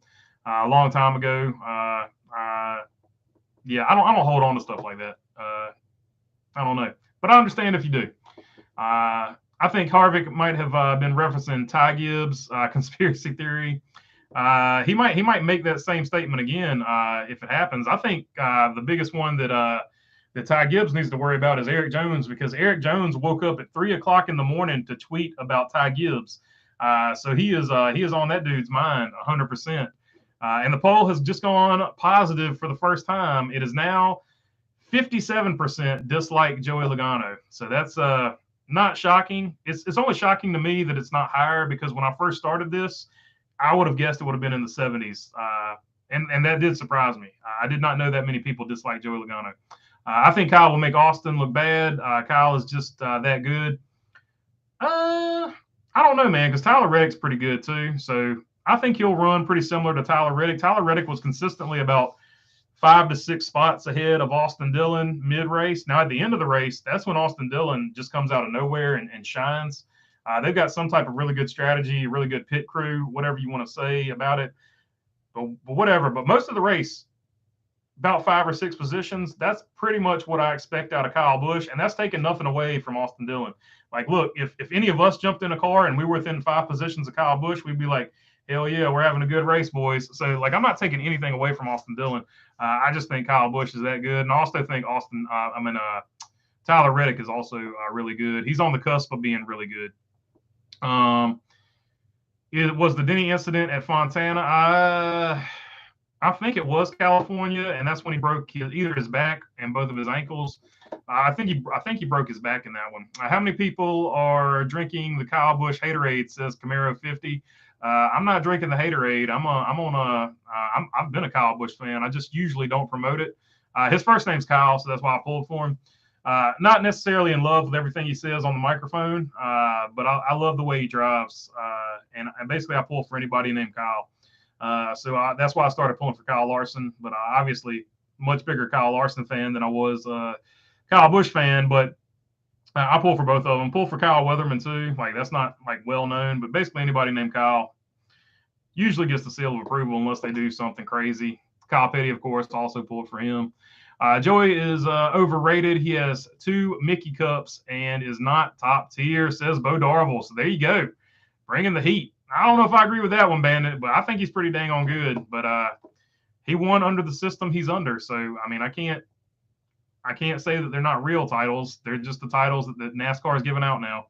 I've gotten to like Joey through the years, actually, says Steve Van. I actually put those titles on NASCAR, so I'm not going to blame Joey for that. So poll creeping back to almost dead even. So 51% no. So actually 51% not hated. So there you go. My least favorite driver will always be Kevin Harvick and Denny Hamlin. There you go. Rich L. Kevin Harvick and Denny Hamlin. They're not getting Christmas cards from Rich L. I know people hate Gibbs, but I think that's one reason I like him and I want to root for him. Says Boobob. Hey, there's nothing wrong with that. Sometimes I was a Dale Earnhardt fan, and I'll say it from that perspective. Sometimes it's more fun to pull for the guy that everybody roots against, because when they win, everybody's mad and you're happy, and there's just something beautiful about that as a fan, just to be totally honest with you. Or maybe that's just, I don't know, there's something wrong with me with how I'm set up. I don't know. I'm a Logano fan now. He has earned it. So there you go, stupid roofer on the Logano train. Speaking of old days, I really hope Willie T. Ribbs made it to Cup. Think he was too old before a chance showed up. But yeah, and he just I don't know. That whole deal was bizarre. He's made a documentary and talked about it. I don't know. I'll save that one for another day. But he did great in Trans Am. He was the man in Trans Am. So yeah, early pick for the Daytona 500. My too early pick for the Daytona 500, says TJ Moorshid. I'm going with Kyle Busch. I've been saying that. I said that, I think, on one of the other ones. I'm going to pick Kyle Busch to win the Daytona 500 from here until he wins one, because he's in RCR equipment, and I feel like that's going to be his best chance. Booba says everyone likes a good heel. Hell yeah, Booba. I agree. Like, that's there's a reason people love Ric Flair, man. Stone Cold Steve Austin, he was an anti-hero. People loved him. So yeah, good heel. Good heel, if done correctly, becomes a hero or an anti-hero. I wonder how Jimmy Johnson will do when he races for Petty, says Elvis Fan 64. Hopefully he comes in there and does really good. I don't know. Say Kyle Not Cal was more annoyed that my 24 throwback diecast order wasn't going to be a race win. That 24 looked so good that weekend. Yeah, it was a good looking. He's never had a really bad looking Darlington car, in my opinion. Mark Bukowski says 2-time champion Joey Logano, great driving style. Say Kyle Not Cal. Also screen cap on Twitter. Didn't show me a percentage this time though. Oh man. All right, I'll go check you out on Twitter. Just is it the same thing on Twitter? Say Kyle Not Cal. Just let me know. Let's see if it's different. Just let me know. If it's the same, don't worry about it. I would love to see Dale Jr. Race one more Daytona 500. I would too, but I don't think he'll do it because of the CTE concern, or the concussion concerns, I should say. Martin Truex Jr. is really a really good racer. Yep, he's 100%. For sure.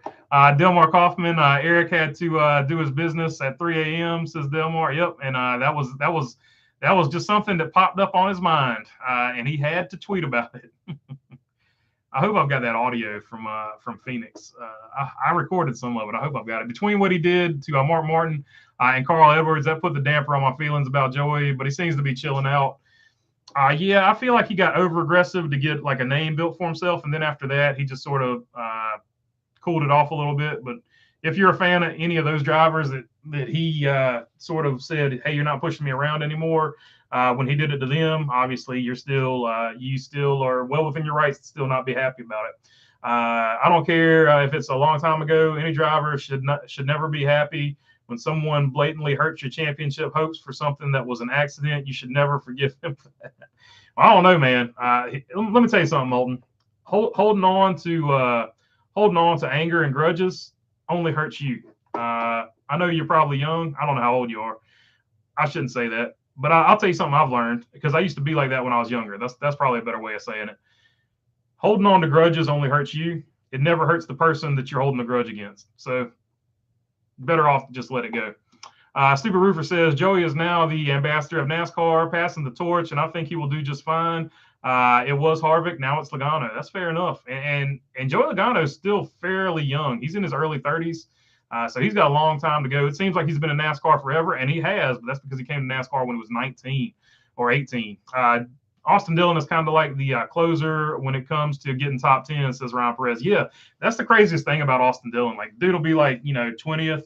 Then you look at the end of the race, and you're like, Austin Dillon, 11th, 10th, 8th, 9th. You're like, where did that dude come from? So they have some really good late race strategy, which also tells me he's really good at telling them how to make adjustments on the car.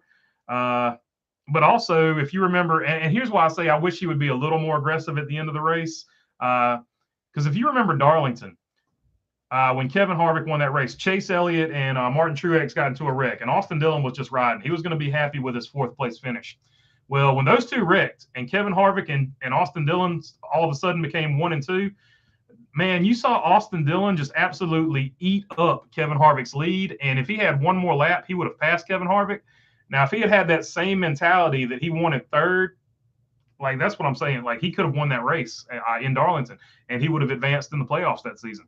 To the round of 8, I believe. So in those situations, sometimes I think he gets a little complacent, and he's like, oh, I got my top 10, I'm good.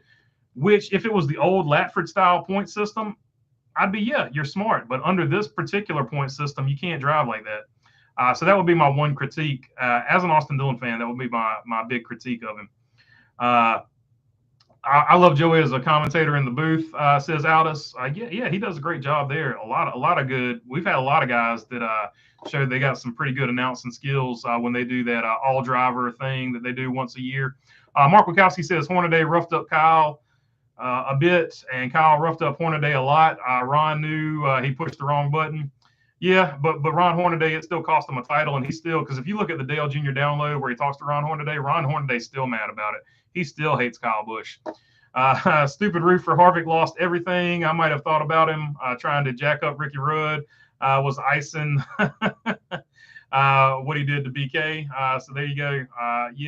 And also you mentioned you were a Carl Edwards fan too earlier. I think a lot of people think that Carl Edwards roughed him up when they got into that tussle, but actually Kevin Harvick threw Carl Edwards on the hood of his own car. So he roughed up Carl Edwards too. That one doesn't get a lot of press because everybody assumes that Carl Edwards beat him up because Carl Edwards is so big. But yeah, Kevin Harvick put him on the hood of a car too. My son's name is Kyle, so I also root for Kyle, says Bo Darville. Yeah, there we go.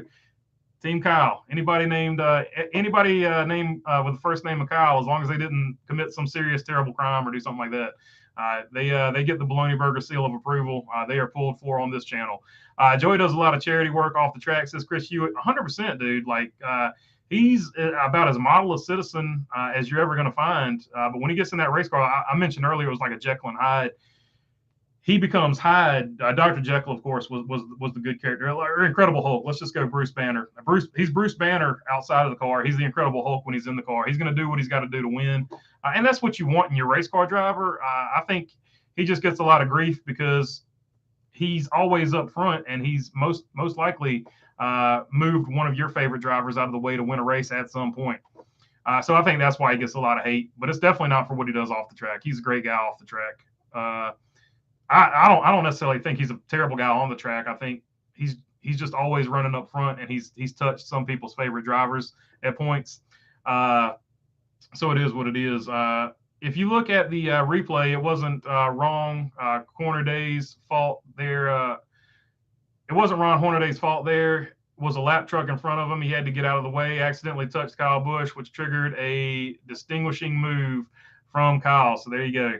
No Christmas gifts from me, says Rich L. I hear you, man. It's all good. Ron Hornaday's not wrong. I got you, Molten. I figured it out. NASCAR guy. What's up, NASCAR guy? The 6 car in Daytona. Oh, okay. Old home guy going with BK for the Daytona win. I like that pick. He's always good there. Eric, oh man, John Lewis. Don't man, gosh, if that happened, that would be something. Eric Jones will win the 2023 Daytona 500, says John Lewis. That would be really cool to see. Hate is huge, but I dislike Kyle B just because he's arrogant. But I've come very close to hating Boo Boo Wallace because he pulled the race card, says Nathan Urich. Yeah, I think there's a lot of people that feel like that. I don't even think about him until recently. He wasn't even like running, in the top 10. So I think Bubba Wallace definitely gets booed more than anybody, and he is the most hated driver. They actually ran a poll on it. They not even a poll. They just analyzed how people are talking about on Twitter. Bubba Wallace is definitely, as far as Twitter goes, he is the most hated driver in NASCAR. And this was before he wrecked Kyle Larson. They did that thing. All that poll was before the Kyle Larson incident. So even before that, Bubba Wallace was the most hated driver in NASCAR. So not surprising to see that he is hated there. It's infuriating to see Chase Elliott dubbed a Mickey champion. Why people aren't calling a Mickey champion on other drivers who won the championship since 04, like Kurt, Kyle, Johnson, Stewart, and Logano, says Chrome Diesel. Well, here's the good thing about Chase Elliott now. If you're a Chase Elliott fan, for all those people who say, hey, he's a Mickey champion, you can say, well, you know what? You can call him a Mickey champion there. But if you go to the old style of points, he would have been the champion this season. Of course, that's neither here nor there. Chase Elliott, my only point here is Chase Elliott's a champion either way. So either way, he's a champion. So I wouldn't even worry about those people. Haters, like they say, haters are going to hate Chrome Diesel. Don't worry about stuff like that. Don't let it get you down. Don't let it bother you. Chase Elliott is as a deserving a champion as you're going to have in this format. It's the format. Be mad at NASCAR. Don't be mad at the drivers that win their championships under it. That's all I can say to you. Different on Twitter, but you'll see Team 24 and no, LOL. I hear you.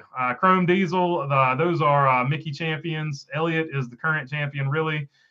So there you go. So when even like so when you look at it that way, so in that particular situation, Chase Elliott's the champion this year, but the year that Chase Elliott won the championship, that Kevin Harvick would have been the champion. So the whole Mickey champion argument is it is what it is. Like everybody had the same rules at the beginning of the season. I don't really get into that. I just want the point system to change because I think these championships, there's no way to even compare them to past championships, and that's what I think bothers a lot of people. So it is what it is. I think Jimmy Johnson needs to retire and enjoy the big money he's made. I enjoy when I hear him sipping away from Indy cars. I think. Yeah, I don't know. I kind of actually like what he's doing in the Cup Series a little bit better. He started off like this in IndyCar, right? He was only going to run a few races, then he wanted to run the full season. As long as he's only running a few races, I think it's going to work out better for him because he's still pretty much going to be retired and be able to enjoy everything. But he won't necessarily be running that whole, full schedule. So I think it'll actually work out better for him. He'll be able to focus more on certain races. So I'm hoping he gets some good finishes. Rich L. overjoyed. Oh, yeah. So there you go. I was vehemently agreeing with you, Rich. So it is what it is. Elite Precision 29. I know what Chrome Diesel means, though. Chase is literally the only driver that gets called a Mickey champion. Even okay. So I see what you're saying. I don't really follow the Mickey champion stuff. I'm not on Twitter all that much, to be honest with you. I get on there and do like a quick blast and like a bunch of stuff, and then I hop off again. I'm so bad. I'm not good at Twitter. I don't know how to do it.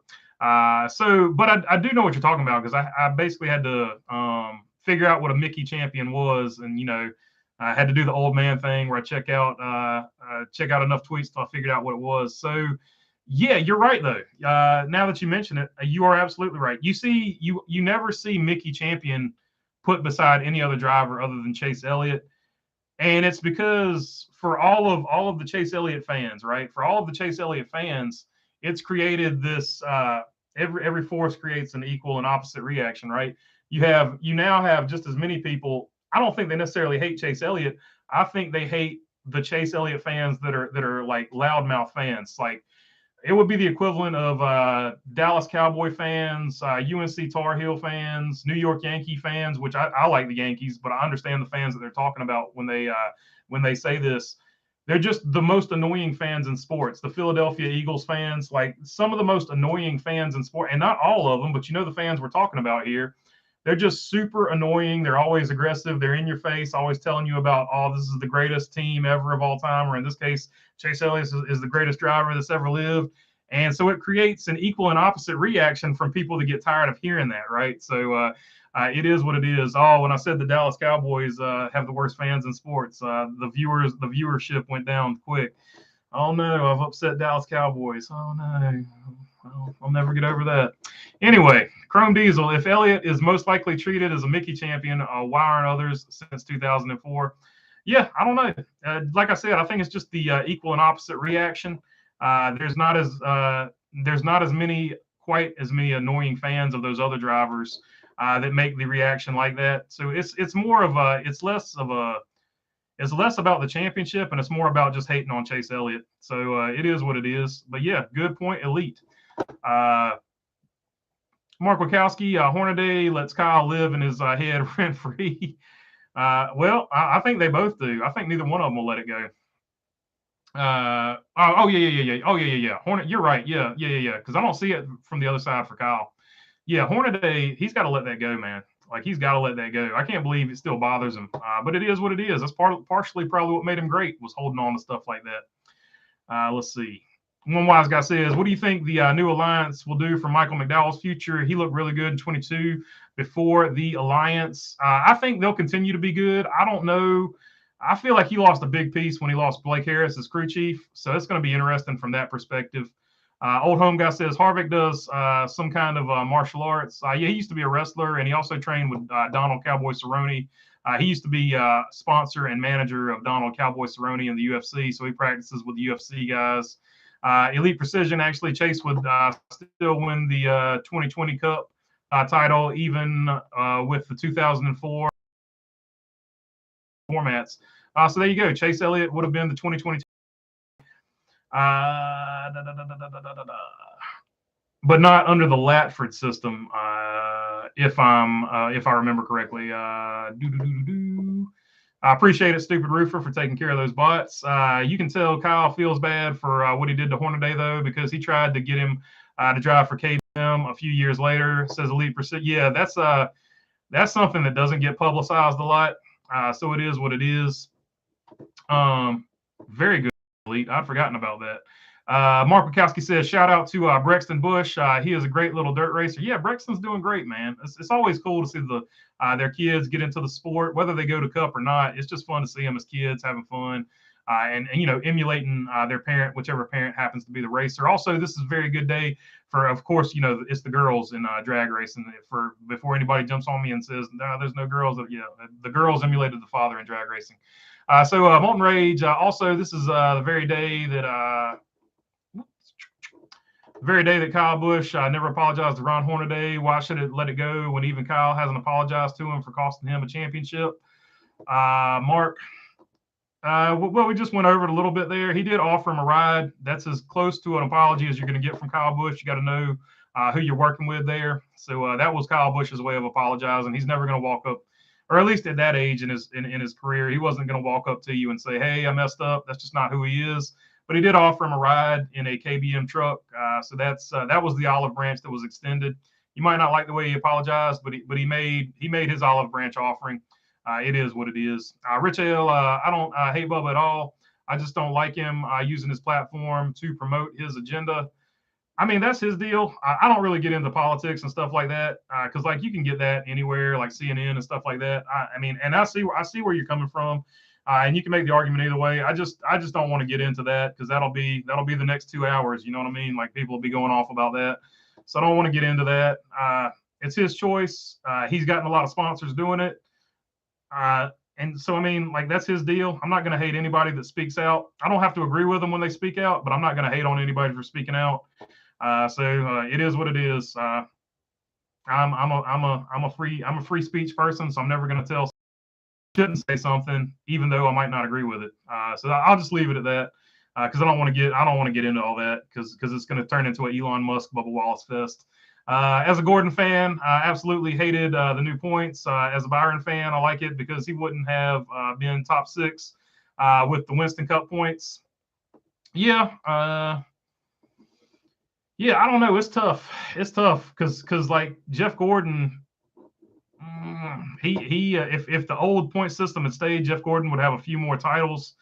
Appreciate it, Rich L, once again for getting those bots with a big fist bump, triple fist bump to you too, buddy.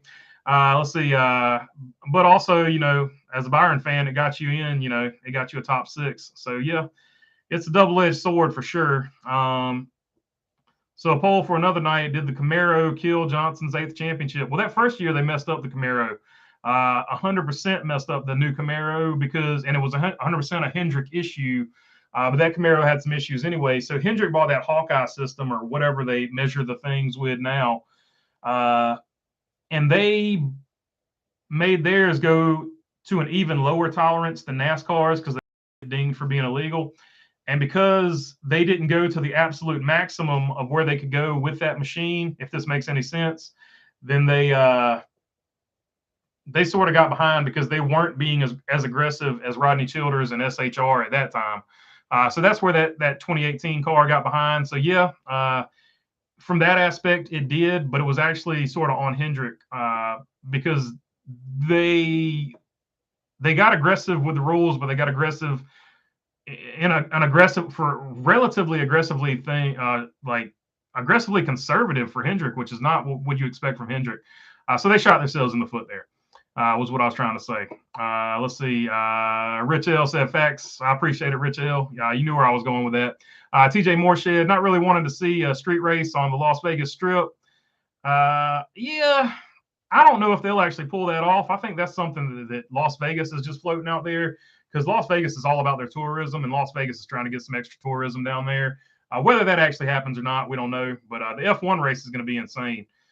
Fun fact, NASCAR used the playoff format in 2012. Marcus Ambrose would have made it to the Final Four.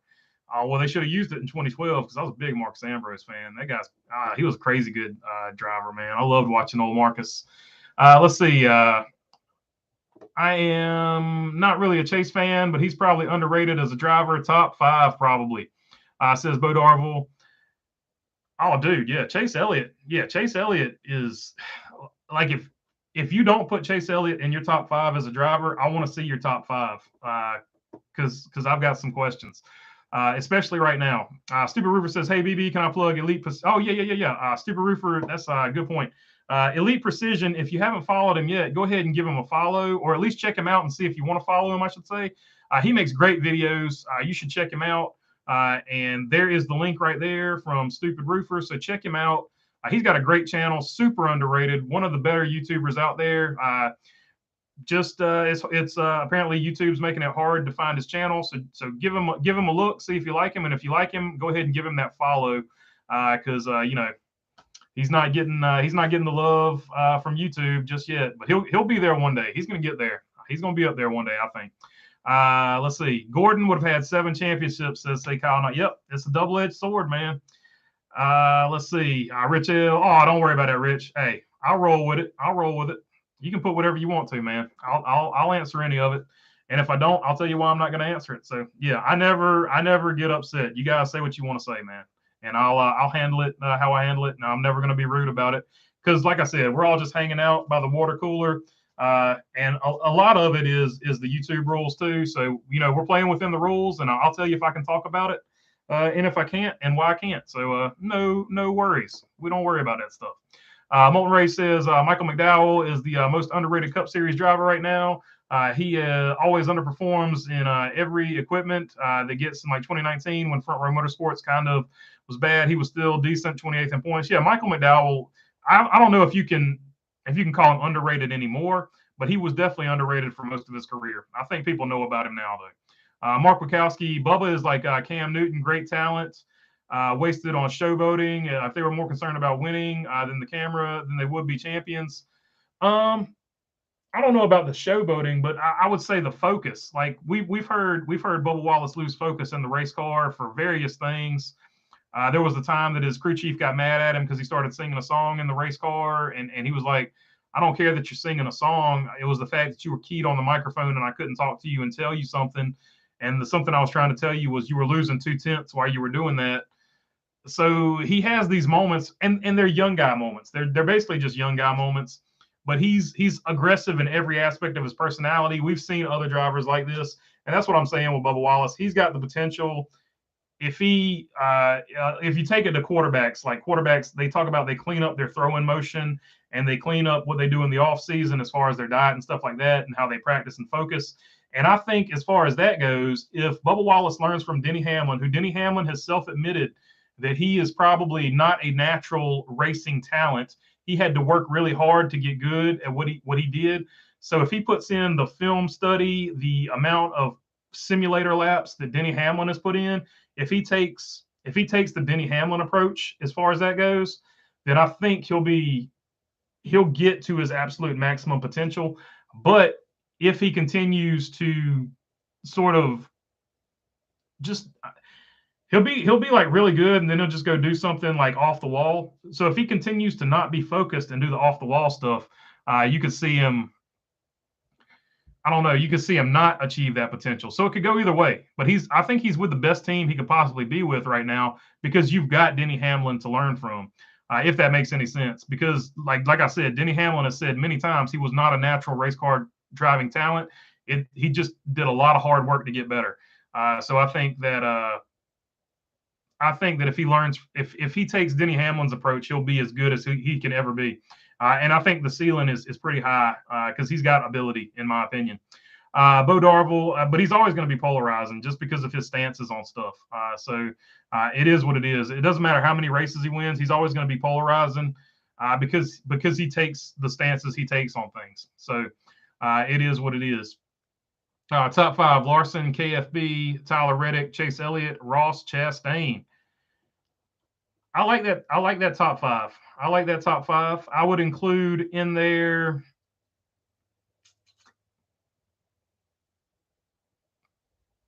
I don't know. I feel like I got a top 6. You definitely got a top 5 that I would agree with.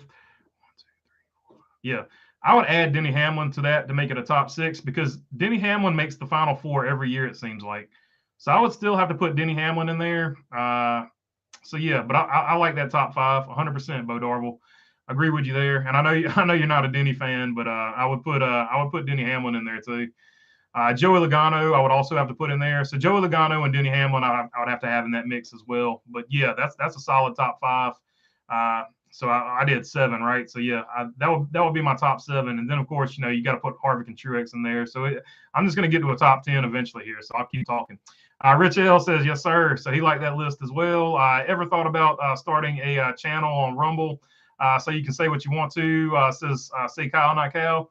I've thought about it, but it really wouldn't be that much different from this one. So I don't know. I'll give it some thought. Like I'll go over there. I mean, I could really just parrot what this channel says over there, but I'll think about it. If I did a Rumble channel, I'd want it to be different, right? Because like there's a lot of YouTubers that just post their YouTube stuff over there, and it's just the exact same thing. So if I went over there, I'd want it to be something different. So I would have to figure out how that would be different. And how I would use that newfound freedom, more or less. It would just be more probably cuss words, which some people would either like or not like. Wouldn't be a lot of them because I'm not going to sit there and just drop F-bombs because I don't think that's appropriate. But there would be 1 or 2 here or there. So I really think that would be the only big huge difference.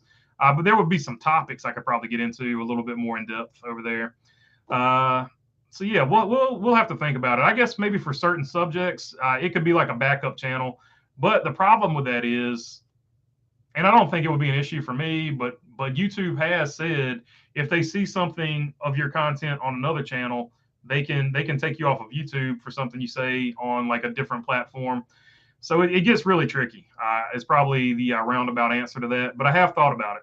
So make a poll for Bubba. Bubba says one wise guy. No, because I already know how that's going to go. It's not going to go well. It'll probably be about the same. You know what? I'll do it though. Let's see.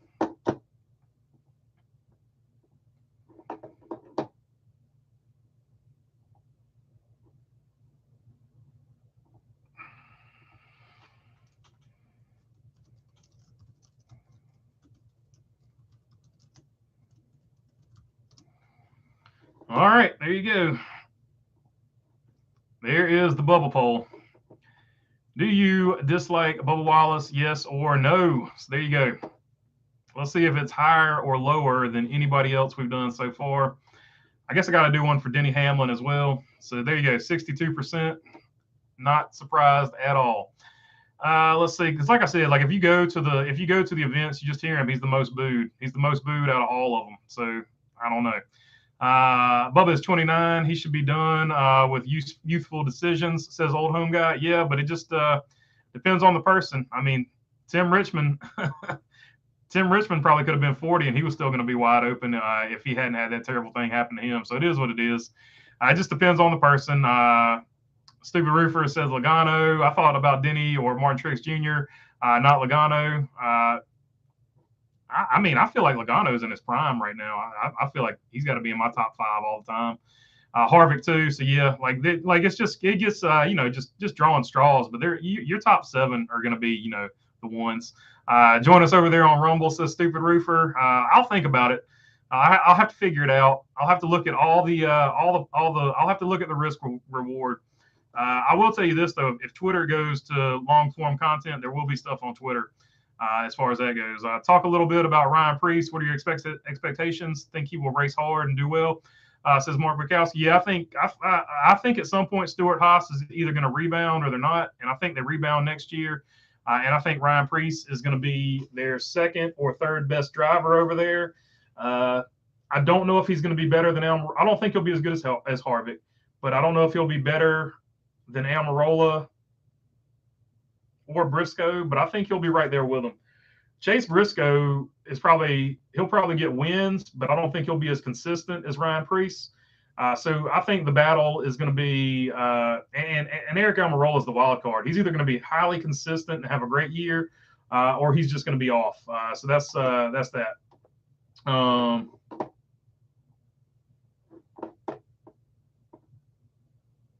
Rich L said, y'all, I didn't mean to open a can, diss and Bubba.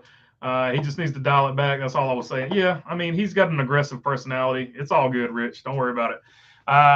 John Lewis said, I enjoyed it. It was a good night. I appreciate you watching, John Lewis. The percentage flashed for a split second, then goes away. Say Kyle, not Cal. He tried to grab it. He tried to grab that screenshot. Hope Ryan Preece does well. 53%. It's actually lower than I thought.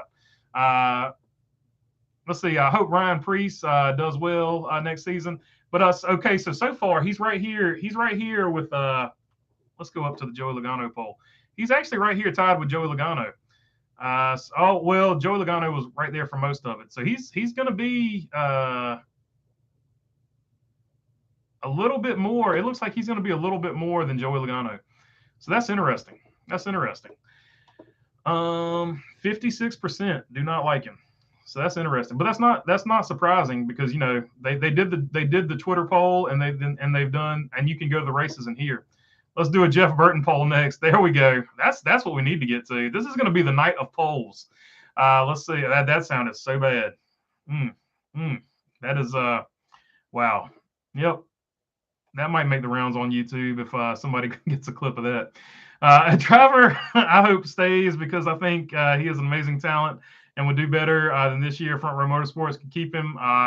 Is Todd Gilliland in the 38? I believe in Todd Gilliland's talent, says Molten Rage. I think Todd Gilliland's going to be it's going to be a talent.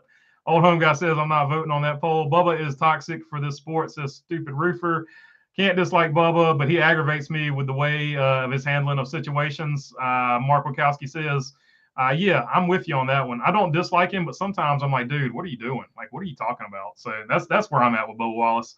I don't dislike him at all, but like sometimes I'm like, dude, what in the world are you talking about on this one? He says some random stuff that's just out in left field sometimes. Say Kyle, not Cal. His top 5 is Kyle Larson, Chase Elliott, Denny Hamlin, Joey Logano, and Kyle Busch. I almost said Tyler Reddick. You almost got me there. KFB, glad you helped me out there, say Kyle. Yeah, I like that list, and I think, like you said, Chastain and Reddick are on the cusp there. They're up and coming. They could be right there. So yeah, I like that. I've liked everybody's list so far. Who do you think will win Rookie of the Year? Ty Gibbs or Noah Gragson? I think it's going to be Noah Gragson. Not for any other reason other than usually, if you look throughout history, usually the person that wins the Xfinity title doesn't win Rookie of the Year. So that's what I'm basing it on. Even go back all the way to Dale Earnhardt Jr. and Matt Kenseth. Dale Earnhardt Jr. won the championship. Matt Kenseth won the Rookie of the Year in Cup. So it is what it is. Molten Rage says Ty Gibbs definitely. Cassandra Keller says Noah. Rich L's going with Noah. I think it's great that we are all here talking NASCAR, no matter who you like or hate. I just love racing here. Tacona 2 says, I agree with you, Tacona. That's like the best part about like having this like YouTube community. Like we can just talk about our drivers, the drivers we like and dislike, and everybody's just cool about it. Like nobody's like going crazy about, oh, I hate this guy, blah, blah, blah, blah, blah, blah. Like Twitter can get out of control sometimes, but everybody's pretty chill over here, and that's what I like about it. It's nice chill time. Chris Hewitt says Gregson for Rookie of the Year. I think he's going to get it too. Say Kyle, not Cal. I was super stoked on Bubba. We are both drummers and less than the metal. When he went on CNN after the FBI issued their findings is when I lost respect for him. Yeah, so it just seems like he wants to believe something that isn't necessarily what happened. And that's all I can say about it. So, yeah, I'm just going to leave it at that. Does Denny have and why he wants to believe that's something only he can tell you. Does Denny have a bad 2023 with the distraction of the FedEx sponsorship questions? Says Mark Martin fan for life. I don't see where it's going to help him. That's all I can say about that. And the other thing I'll say about it is, dear God, please don't let it draw out like the M&M's Kyle Busch thing did. I hope they get it figured out way quicker than that situation got figured out. We knew M&M's was gone, but you know what I'm saying. The Kyle Busch, Joe Gibbs situation. Bo Darville says, I'd be willing to bet Zane Smith will be top 5 in a few years. That dude can wheel for sure. Stupid Rufus says, terrible choice of words, BB. Yeah. We're not going to go over that. Hopefully nobody grabs that. But if so, I'm probably going to get trolled on social for that one. That was so stupid. Oh man. Oh boy. Whole lot of polls. But I am worried that FRM, because of how long it is taking, will finally finalize their driver lineup. They always wait till the last minute. They just wait to see if some money is going to come in that wants to drive, and that's the way they do it. I don't think they'll ditch Todd Gillen and put another rookie to run for Rookie of the Year honors again in 38 again. I think you're fine, Moulton, but I've been wrong before. I was wrong about Cole Custer. A lot of us were. I didn't think he'd get moved down. So it is what it is. I think Dinger will do better than the rookies. Oh, yeah. I expect Dinger. Like I've said it on here, old home guy. I think Dinger is going to make the final 8. He'll make the final 8 in the points, I think. Mark Wachowski's going with his 5 of the number 8, the 22, the 4, the 5, and the 9. That's another solid top 5 right there. I like them. Glocknapus says, I'm late to the party, but I laughed out loud at the bowl poll. I got you, Glock. Yep. It is a night full of polls. So there you go. I'm just going to keep saying it. Might as well get trolled for it. I think some fans have a feeling Honda wants to pull the trigger to enter the sport. When do you think that happens? Says TJ Moorshed. I don't know when that will happen, but I could see it happening. And just the way Ford keeps pulling back, and I don't know, but like Ware Racing was aligned with Stuart Haas, but now Ware Racing is aligned with RFK. So that's the other aspect of this that I haven't talked about, the RFK Ware Racing deal. I feel like Stuart Haas Racing, because they talked to Dodge, are sort of on the outs with Ford. I feel like Ford's going to give them the cold shoulder for at least a year or so, just to sort of put them back in their place, if that makes any sense. So if Honda comes in, I would expect Honda or Dodge, I would expect them to be talking to Stuart Haas Racing. So that would be my thoughts on that. So if they come in, whenever they come in, if they come in, I think it will be Stuart Haas they're talking to. But when that actually happens, it'll probably be whenever the new engine package comes in. I think they're going to want to get a look at what that engine package is, and then they'll decide whether or not they want to come into the sport. Because it was Adam Stern, I think, that showed the estimate. It's going to cost $100 million for a OEM to basically get a body and all that. The process to get into NASCAR would be about $100 million, and then you would be spending about $100 million per year after that, just to run the series or something like that. It was something crazy like that, or maybe I don't know. But that was so it was still too high for some people. Glaucopus says, hey, TJ Mooreshed, I think they need to settle the TV deals before any manufacturers come in. That's a very good point. That's actually going to happen 100% before any of this gets figured out and settled. And TJ Mooreshed's agreeing with you, Glock. So yeah, there's so much at play here. So the TV deal has to get, because if they don't figure out the TV deal, we might have a driver and owner strike.